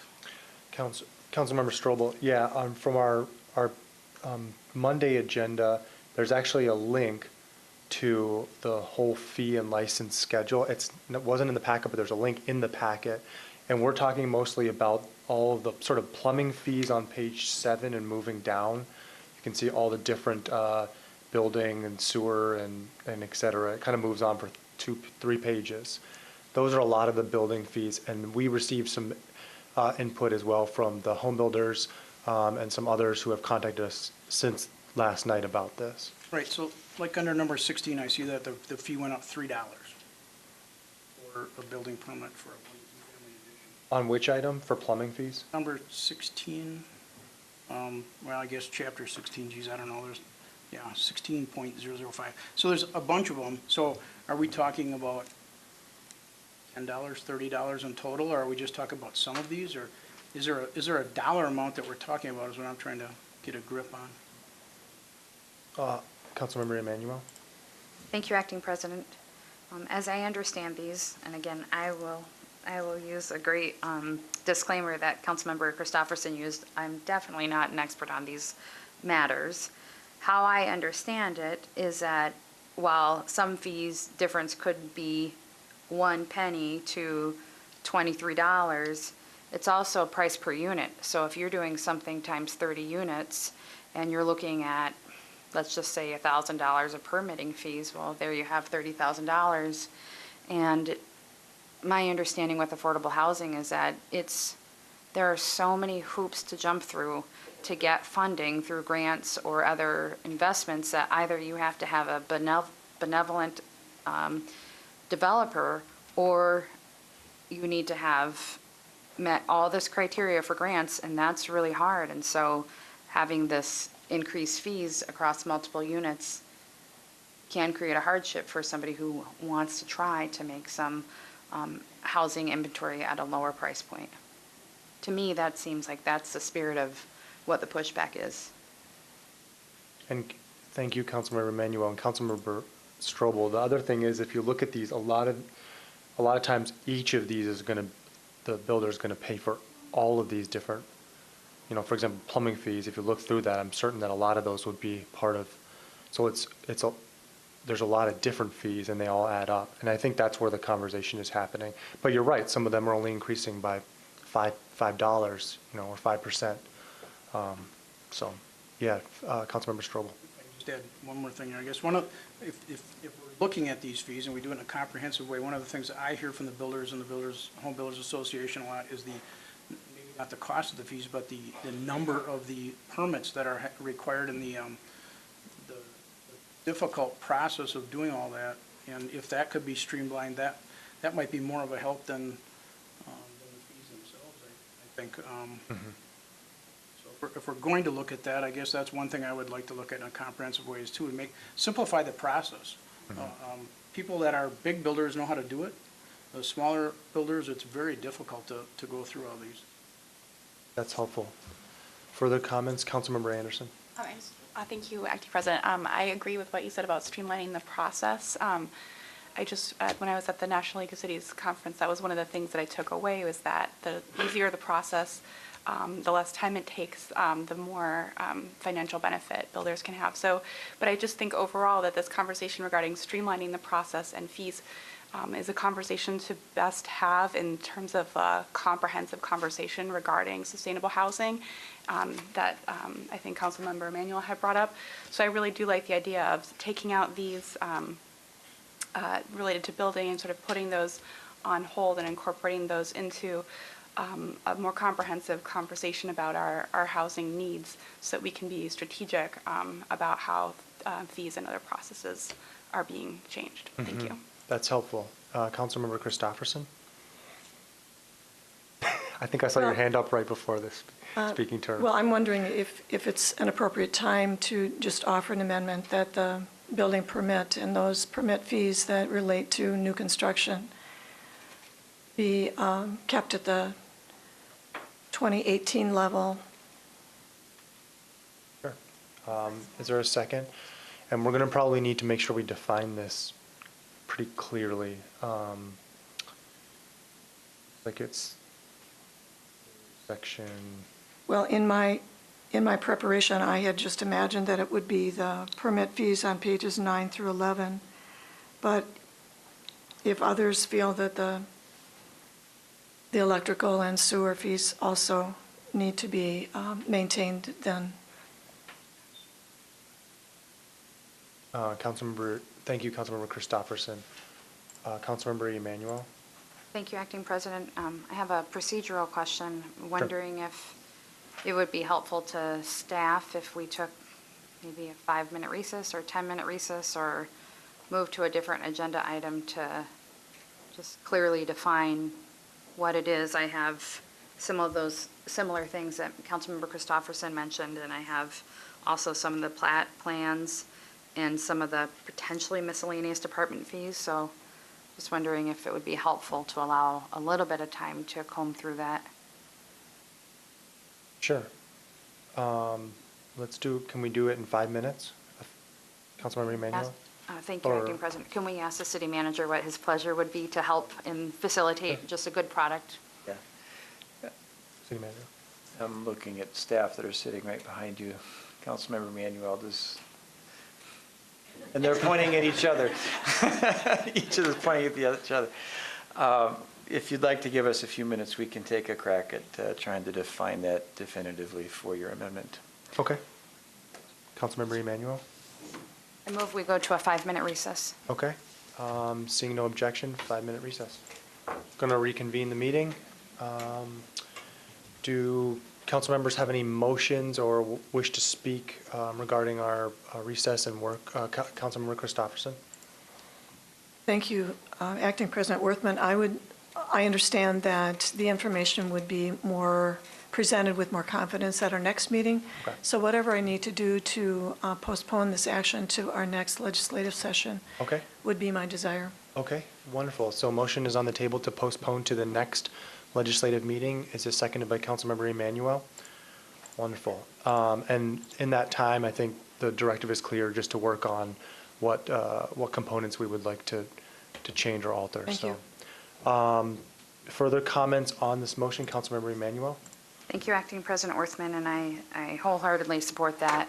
My understanding is that there may be some nuances within some of the objectives we're trying to achieve that would be better addressed if we just have a little bit more time. And during our recess, staff indicated, when I asked, they indicated to me that a little more time would be helpful. So that's why I can support this. Just on a procedural thing, since Councilmember Christopherson and I did make a motion, are we now changing that first motion, or do we need to remove that motion and replace it with a postponement of 2 weeks? Does that make sense? I'm not sure I understand your question, but I'll let the city attorney address it. What I have is a motion to approve the schedule of fee and license as introduced by Councilmember Gregert and seconded by Councilmember Berge.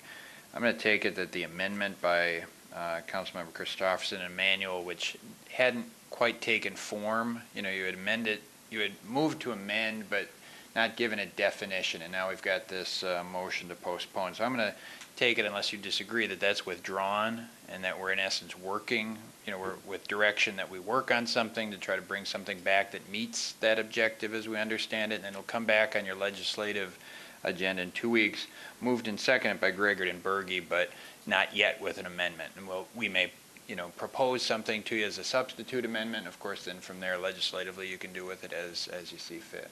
Is that acceptable? All right, Okay. Thank you. City Manager Peters? Perhaps I could have a little clarification as we're going to do some research on that. When it's amending new construction permit fees and to hold them at 2,000, on pages 9 through 11, is the intent that it is housing, or is it also commercial and industrial? Is this is just limited to housing? And new construction for housing, and that would include multifamily housing? All right, so all new housing construction is the category of fees you're looking to hold flat from 2018 to 19. Okay, that's very helpful. Thank you. Thank you, and thank you for the clarification. Then seeing no further, is there any further comments? Councilmember Strobel on the motion to postpone. Yeah, thank you. I can appreciate everybody's concern about the affordable housing. I guess I'm still not clear what that definition is, but I'm not going to support the postponement because I think the fees are fair and reasonable. I think we all have to remember that we're paying our staff more. The benefits of the staff costs continue to rise, and this is one of the ways that we can recover that cost for a service that we provide. It's one of the only ways we can do that, outside of, with the restriction of levy limits. And I don't think that it will affect housing prices. I don't know how much we're talking about, but I think you're talking about new construction. I don't think, new homes going up. I can't imagine that somebody saving $50 on a fee is going to affect affordable housing. I think it's probably very impractical. I think the market will drive that pricing. I would prefer to see streamlined fees, so I guess that part of it I do support, but I can't support the postponement. Okay, thank you, Councilmember Strobel. Councilmember Weld. Thank you, Acting President. I will probably not support it either, and again, just from the real estate side, we price homes in $1,000 increments, and, $13 or $17 or $50 total savings is we're probably not going to see that reflected in the pricing of the homes. I think where the builders and where the greatest amount of good we can do with this intent, which I support, is the bigger ticket items, the lots, reducing minimum lot sizes and reducing setbacks and adjusting parking requirements and green space. I mean, those are the things where developers can do real substantial changes to the cost to build a home. And pass those savings on to buyers and create more affordable housing. Again, I don't think $17 is really going to be passed along. A savings of $17 or whatever it might be is going to be passed along that we will actually realize it. And I'm not sure why, postponing it would gain us any other information, because the numbers will still be the same in the end. That's where I'm at. Thank you, Councilmember Weld. Councilmember Anderson. Acting President, I'm wondering if it'd be possible when staff is looking into this to, we talked about this as part of an affordable housing policy, and I very much appreciate the feedback from my colleagues here about what is really going to make an impact and looking into that. So one question, I guess two questions that I have is it possible to just set as a guideline something like the median income as just a rough guideline for what would constitute affordable housing, something that people at the medium income or below could afford? And then I don't know from a legal perspective if it is possible to recover fees by increasing costs for housing that is above that level, and then waiving or decreasing fees for housing that is below. I don't know if that's legally possible in terms of our cost recovery model. Thank you, Councilmember Anderson. I think those are questions that could be looked into. Are there further comments about the motion to postpone this item? Councilmember Graggart. Thank you, Acting President Worthman. Yeah, I feel it is an opportunity we have where we typically will approve our fee and license schedule at the same time as our budget anyway, so it's not exactly going to be completely abnormal to give ourselves some more time, but also to align it with that discussion coming up in 2 weeks. I do think there obviously are really good reasons why staff has proposed these increases in the first place, is because we do need to cover our costs. But I do think that this can help us jump in further into that conversation of affordable housing and way for us to engage and have a discussion. I'm not exactly sure how I would, vote in 2 weeks on something, that changes what is being proposed. So I'm hoping that whatever is in front of us makes it clear the difference that we're talking about in terms of revenue for the city between a proposal that is, not increasing the cost of fees and licenses for for residential housing, and one that does decrease it. So I'm hoping that,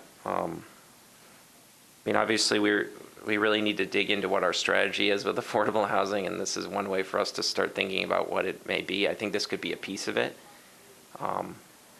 but I see it being very multifaceted and having to be very strategic, because we're only going to have a certain number of resources and a certain number of levers in the policy end to work with. So I guess I'm willing to give it 2 weeks to see if this is one of those levers. So, thank you, Councilmember. Councilmember Christopherson. Thank you, Acting President Worthman.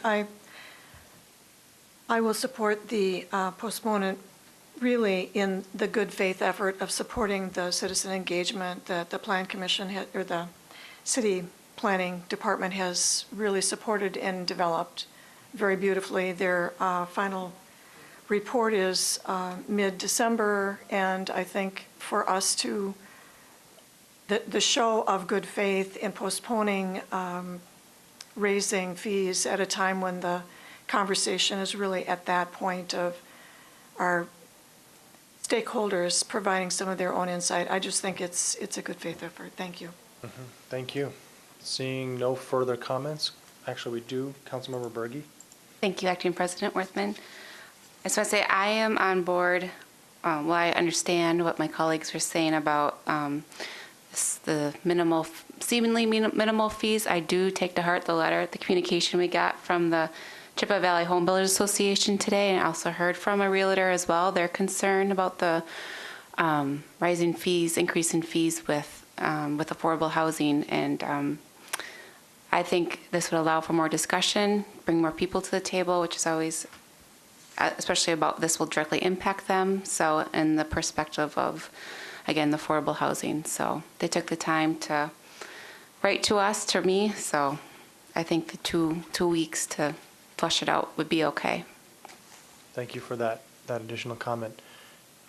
Any further comments? If you'd rather, I can address it in 2 weeks, but there was a legal question from Councilmember Anderson. I don't know if you wanted me to respond to it now or later, but. Sure, that would be great.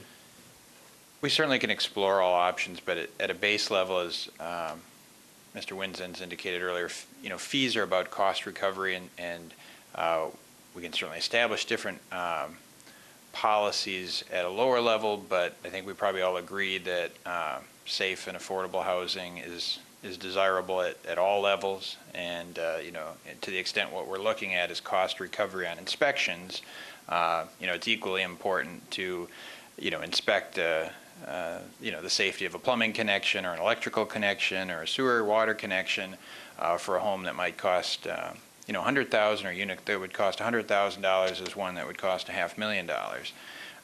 So both safe and affordable are key elements, and that's what this inspection program and permit fee is at its heart. That's why we have these sort of standards in most of these instances. Simply charging, above what it costs in one to sort of subsidize the other, I think that's going to be problematic, but you certainly can have differing fees, and I think we do build some of that in terms of basing things like on square footage. So to the extent a larger home or a larger commercial unit simply takes more time, has more inspections, costs more, we can, and I think largely do, but we can look at it to make sure we're cost recovering on those larger units, and charge less because maybe a unit is smaller on smaller units. But since every dwelling unit is going to have a water connection and a sewer connection and a furnace and things like that, there is that base cost that will be applicable across the board. And again, I think we'll probably all readily agree that it's just as important that we inspect all those and make sure that that all those core necessities of a safe dwelling unit apply regardless of cost, regardless of cost of the dwelling unit. And so really that's part of the challenge you have there is you want to inspect all of them equally on most of those core services. Mm-hmm. Thank you, City Attorney Nick. And I was looking at the restaurants and food under our health fees, and here it talks about the complexity, and it sort of says higher complexity over $500,000 of sales is one level. So, there's a way to kind of look at the overall picture and the inspection fee. Is there any further comments before we vote to potentially postpone this item? Council members have any further comments? Seeing none, clerk, please call the roll on postponement to the next legislative agenda for this item. Councilmember Worthman. Aye. Anderson. Aye. Berge. Aye. Christofferson. Aye. Emmanuel. Aye. Gregert. Aye. Strobel. No. Weld. No. And that item is postponed. Thank you all, and thank you as well to staff for working through some of those many questions and helping in the next 2 weeks. We move then to our ordinances for action. My apologies. We're going to move back to our budget appropriations, item number 11, which we had postponed to the end of our business agenda.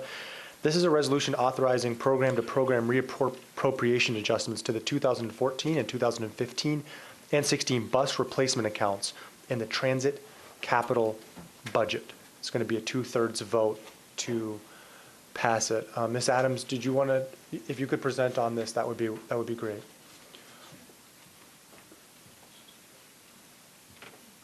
Thank you, Acting President Worthman. The resolution before you is to transfer funds from one CIP account to the other two accounts, and this is due to the Federal Transit Administration. The way the funding worked out is that the hybrid bus that we had anticipated for 2014 is now going to be in 16 from the 16 funds, and then the 15 is also a hybrid, and the 14 bus will be a clean diesel. Thank you. Is there any clarification from council members on this item? I see none. Thank you, Ms. Adams. Then on a motion by, I believe we're around to Councilmember Christopherson. Maybe, yes, Councilmember Strobel. Item number, it isn't 11 anymore, it'll be 17. Budget appropriations has been moved. Is there any comment from council on this? Thoughts? Seeing none? Clerk, please call the roll. Item number 17, which is a budget appropriation regarding buses. Councilmember Anderson. Aye. Berge. Aye. Christopherson. Aye. Emmanuel. Aye. Gregert. Aye. Strobel. Aye. Weld. Aye. Worthman. Aye. Thank you. We move then to our ordinances for action. First up on the agenda for ordinances for action is a sewerage service charge. This is an ordinance amending Chapter 15.04 of the Code of Ordinances of the City of Eau Claire, entitled Sewerage Service Charge, to increase the sewer charges as proposed in the 2019 operating budget. And we had a presentation last night on this item. Is there any follow-up questions from council regarding this ordinance? Any follow-up questions? Seeing none, council, this will be moved by Councilmember Anderson, seconded by Councilmember Emmanuel. Item number 17. Any comments? Seeing none, hearing none, clerk, please call the roll on item number 17. Councilmember Berge. Aye. Christopherson. Aye. Emmanuel. Aye. Gregert. Aye. Strobel. Aye. Weld. Aye. Worthman. Aye. Anderson. Aye. And item number 17 passes. We move then to item number 18. This is a pay plan and practices issue. This is ordinance amending the City of Eau Claire's pay plan and practices. Mrs. Selton had a presentation last evening. We heard about the details of this. Is there any follow-up questions from council regarding this item? Councilmember Emmanuel. Thank you, Acting President, and I apologize, I missed the presentation last night. I'll wait for Ms. Selton to arrive. Thank you very much. You're welcome. My question is around essentially a 2.5% increase in 2019. Could you help remind me, how does that compare to previous years? And then kind of the impact, or the, maybe not the impact, but the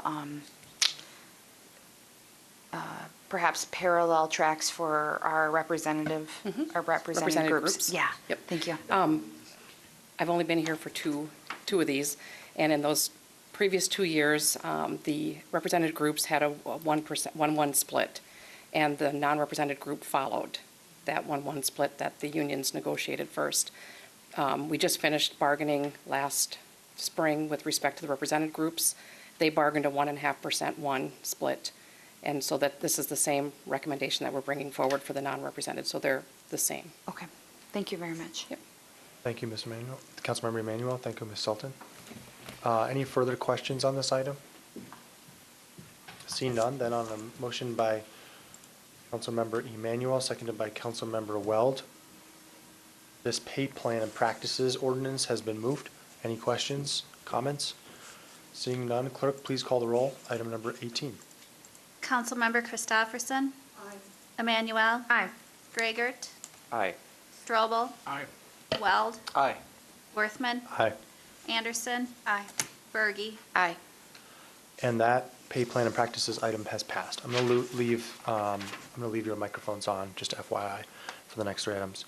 Item number 19 is an ordinance amending Chapter 9.76 entitled Parks and Public Grounds of the City Code of Ordinances. We also had a discussion on this last evening and some input from members of the public who came down to speak on it. Is there any questions, clarifying questions about this item?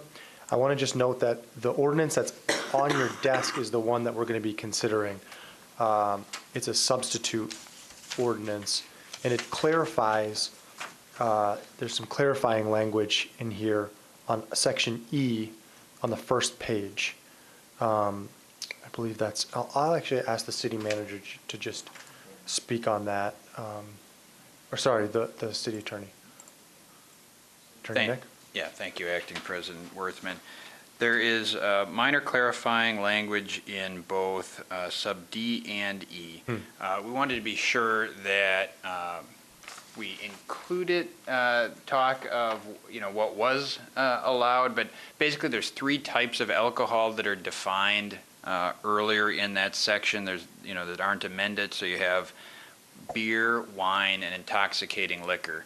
And so the language in, for example, that new E identified malt beverage, in other words, beer and wine as being permitted by special event, but it left unstated how intoxicating liquor was being handled. So the intent there is that it's not permitted. But I want to be clear so there's no ambiguity. And the same thing with Jeffers Park, which again, there's no intent to change any of those. That's current practice. So the intent there is, for example, under D, to only allow beer and then only by special event. But just so we're not leaving something unsaid and so there's confusion, those other types of alcohol aren't permitted. And then with the new Haymarket Plaza, again, the intent as being brought forward and discussed up to this point is to allow beer and wine by special event, but as opposed to just leaving it unstated, taking a look at it last evening, I think it's better to just expressly deal with it, and that is that intoxicating liquor is not going to be permitted. So no mixed drinks, but beer and wine is permitted. And really, one last statement, that the reason that's usually the case is special events, sort of one-time users can get temporary beer and temporary wine permits, but not intoxicating liquor, and that's the proposal. That's the approach we recommend. Thank you, City Attorney Nick. Is there any, Councilmember Strobel? I have a question for City Attorney Nick on this one. Under D for the Jeffers Park, I remember when we approved the baseball there, we prohibited alcohol sales, with baseball games and Little League and all that kind of stuff. Does this change that? No. So again, it's only by special event, and again, that same provision was only for events that were going to be focused on adult activities. So first of all, I don't think there's yet to be an event out there that actually has had this. But right, so it only can be beer, and then only if there was, say, a softball event that was an adult co-ed type activity. So far, there hasn't been one of those that's located out at Jeffers. They've still been using the Carson Park 2 softball fields, but those would, if there was something, that would be it, not for youth ball. Thank you, City Attorney Nick. Any further questions about the substitute, Councilmember Emanuel? Thank you, Acting President Worthman. My question is really around the special event permitting of these events, if a fence or a gate is necessary for these events, as in other large events that occur in our city. Who would be best to answer that? City Attorney Nick? Yeah, I can try to grab that too. Certainly Mr. Pippinger can add on to it if I miss something or he wants to augment. But nothing about this will change. So this is dealing with whether the park is or this new space is among the listed public spaces that even can have alcohol. So we have a different policy that's in place on whether they need to be fenced in or not. And one of the reasons to handle it by special event is then to put it under that special event policy, and then it ultimately comes before council on those larger events to make that case-by-case determination. So there's a number of factors that we utilize now. Several years back, it was all had to be fenced.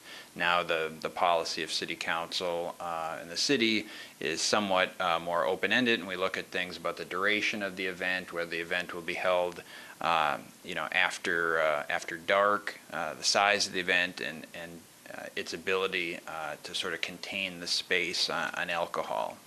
So namely, things like Taste of the Chippewa Valley, where previously you had to have a separate defined beer garden. Now for I think the last two annual iterations of that, we've gone to a sign, not assigned, but an area that has signs around it denoting the perimeter. And for that sort of daytime couple-hour event, relatively low alcohol consumption event, it's worked well. Something different, after hours, big concert, we've taken different approaches on things like the pre-Claire type event. Does that help? Councilmember Emanuel? Thank you very much, City Attorney Nick. This is helpful to me, and I'll share why I'm asking about this. Is in my board service on Visit Eau Claire, some of the feedback over the years has been just a little contention from user groups around essentially an kind of a plastic fence that's put up around events and kind of takes away from the aesthetics of the event. And even though it does help to clearly define land parameters, as I think about the Haymarket Plaza, it's just I'm having a hard time visualizing bright orange deer fencing that would be erected for an event. And I'm just wondering, is that going to be required for these special events, or only in the event that it meets that threshold that we talked about? City Attorney? So I'll, again, take one more shot at it. So really it's a case by case. It'll depend on the type of event proposed. I think having only beer and wine, having shorter durations, helps keep it under the no, we don't need to have fencing. And then ultimately council will have to weigh that. And the other thing we tell special event organizers is, of course, that they're granted year by year. So hopefully the event is well run, and that more flexible approach that we've attempted continues to work. And then you got to balance the aesthetics of a fence versus, of course, the very real problems of over-service or service to underagers. And if those sort of events start happening, those sort of issues arise, well then, obviously we can deal with it through enforcement that 1 year, but there's a number of mechanisms that the city and the city council have in subsequent years, from maybe going back to more rigid, literally and figuratively fencing, and also simply not permitting the event anymore.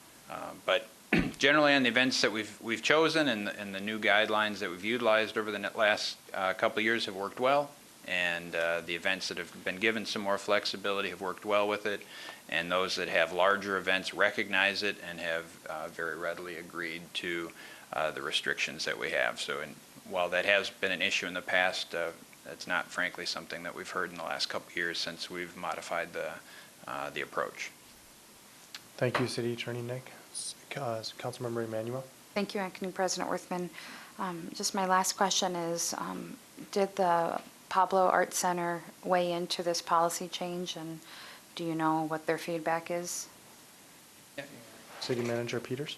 The answer to that's yes. I did have conversations as we were developing our own thoughts as to where we wanted to draw the lines, per se, on how to use that space, and they were in agreement with the recommendations that are before you. Thank you. Thank you. Any further questions regarding the substitute ordinance that's on your desk? Councilmember Christopherson? Thank you, Acting President Worthman. I simply need to say this out loud because Is it a question or a statement? It's not a question, probably. Okay, can it wait till after we move it? Yes. Okay. Thank you. So on a motion then by, I believe it's going to be Councilmember Emanuel, seconded by Councilmember Weld, the changes to the the substitute ordinance on your desk regarding the Parks and Public Grounds ordinance has been moved. Councilmember Christopherson. Thank you, Acting President Worthman, for the instruction on all levels. So in this particular Section 2 of this ordinance, the fact that there is student housing on one side of this particular park, and then I imagine that the special events will be just things that kind of flow out of the Pablo Center. It just seemed to me to be a difficult environment to manage. And so I have a wondering about, as was asked about the fencing, which is not very appealing, but that whole thing about having a very fluid environment for something that is supposed to be otherwise contained. Mm-hmm. So I feel uncertain about the strength of my support of this. That's helpful. Thank you. Further comments, Councilmember Strobel. Maybe to address that a little bit, I don't know. I mean, Phoenix Park is not fenced in for the music in the park and stuff, and they allow carry-ons and stuff like that. I mean, it's not very far from the student housing there either. So I don't know if that helps. But it's just a thought. Further comments by council about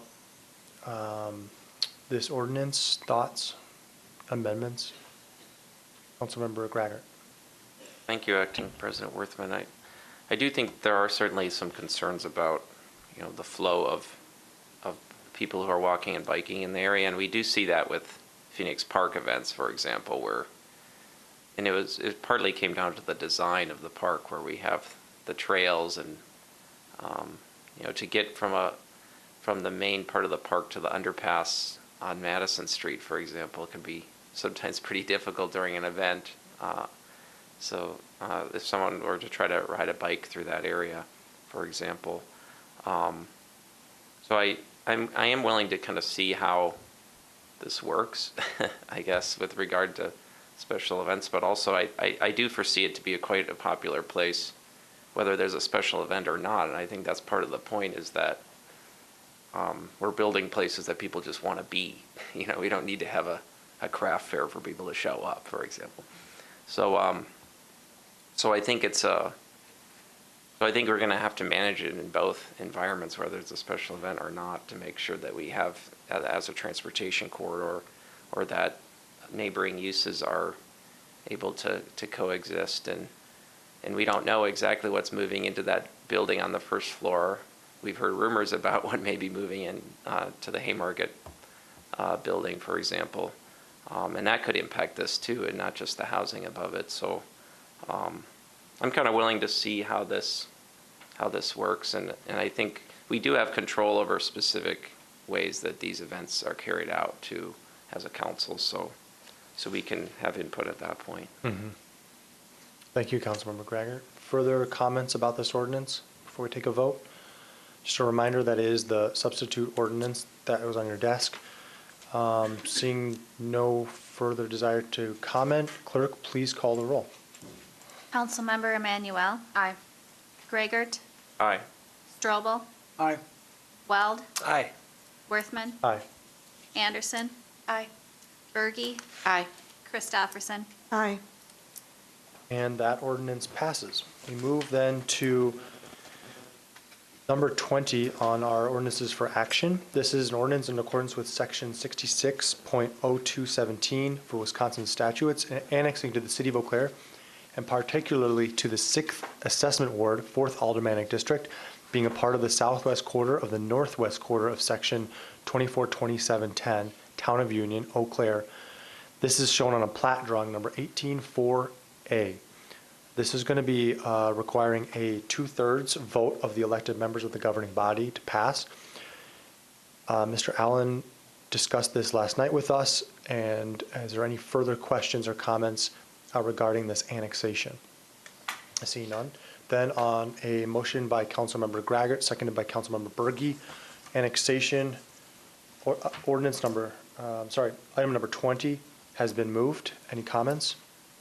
Seeing none, clerk, please call the roll. Councilmember Graggart. Aye. Strobel. Aye.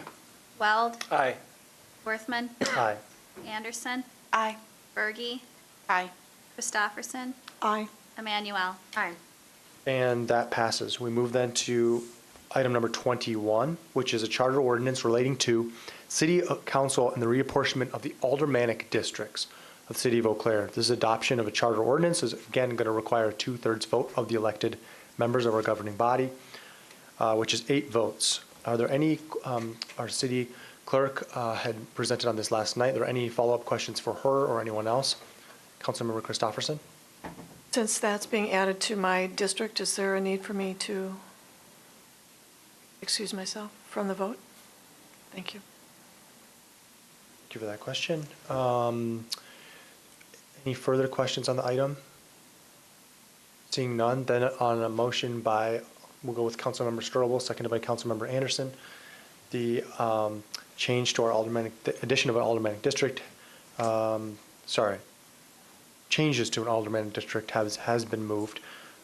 Is there any comment or discussion on this item? Seeing none, clerk, please call the roll. Councilmember Strobel, Aye. Weld, Aye. Worthman, Aye. Anderson, Aye.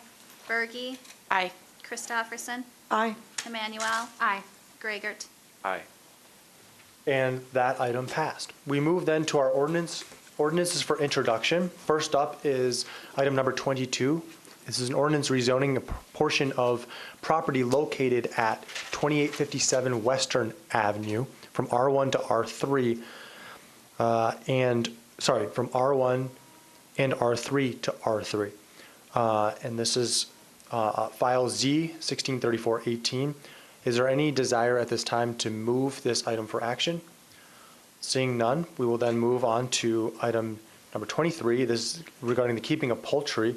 Ordinance creating chapter 6.15 entitled Keeping of Poultry of the Code of Ordinances of the City of Eau Claire. Is there any desire at this time to suspend the rules and take up this item? Seeing no such desire to suspend the rules, we'll then move to item number 24. This is regarding penalties for possession of marijuana. This ordinance amends section 9.37.020 entitled Penalties of chapter 9.37 Possession of Marijuana and section 1.24.030 entitled The Deposit Schedule. Is there any desire at this time to suspend the rules and take up this item for action? Seeing no such desire from City Council, we will then move to our announcements by City Manager and City Council. Thank you, Acting President Worthman. A couple of announcements tonight. One, Friday is the Eggs and Issues. If you haven't signed up, you can reach out to Kathy Marole, and she can help you sign up for Eggs and Issues on Friday. Next Tuesday is Snow Plow Driver Appreciation Day. A very, very thankless job and a very underappreciated job if you've ever had an opportunity. And so if you happen to see a snowplow driver, feel free to give them a hug or a handshake and let them know that we appreciate what they do next Tuesday. And then on Thursday and Friday, just a reminder that City Hall is closed for the Thanksgiving holiday. And I would wish each of you quality time of reflection and appreciation with your friends and family. Thank you.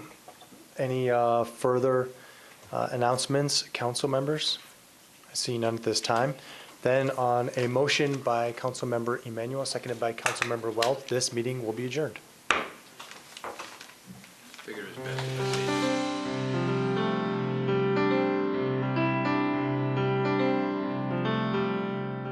This program was brought to you by a cooperation between Newsworks and the City of Eau Claire. A transcript of this meeting is available for the hearing impaired. It will be available within 7 days of this telecast. Call 715-839-4912 or TDD 715-839-1689. Or write Eau Claire City Clerk, P.O. Box 5148, Eau Claire, Wisconsin 54702-5148. Newsworks is made possible by continuing community support.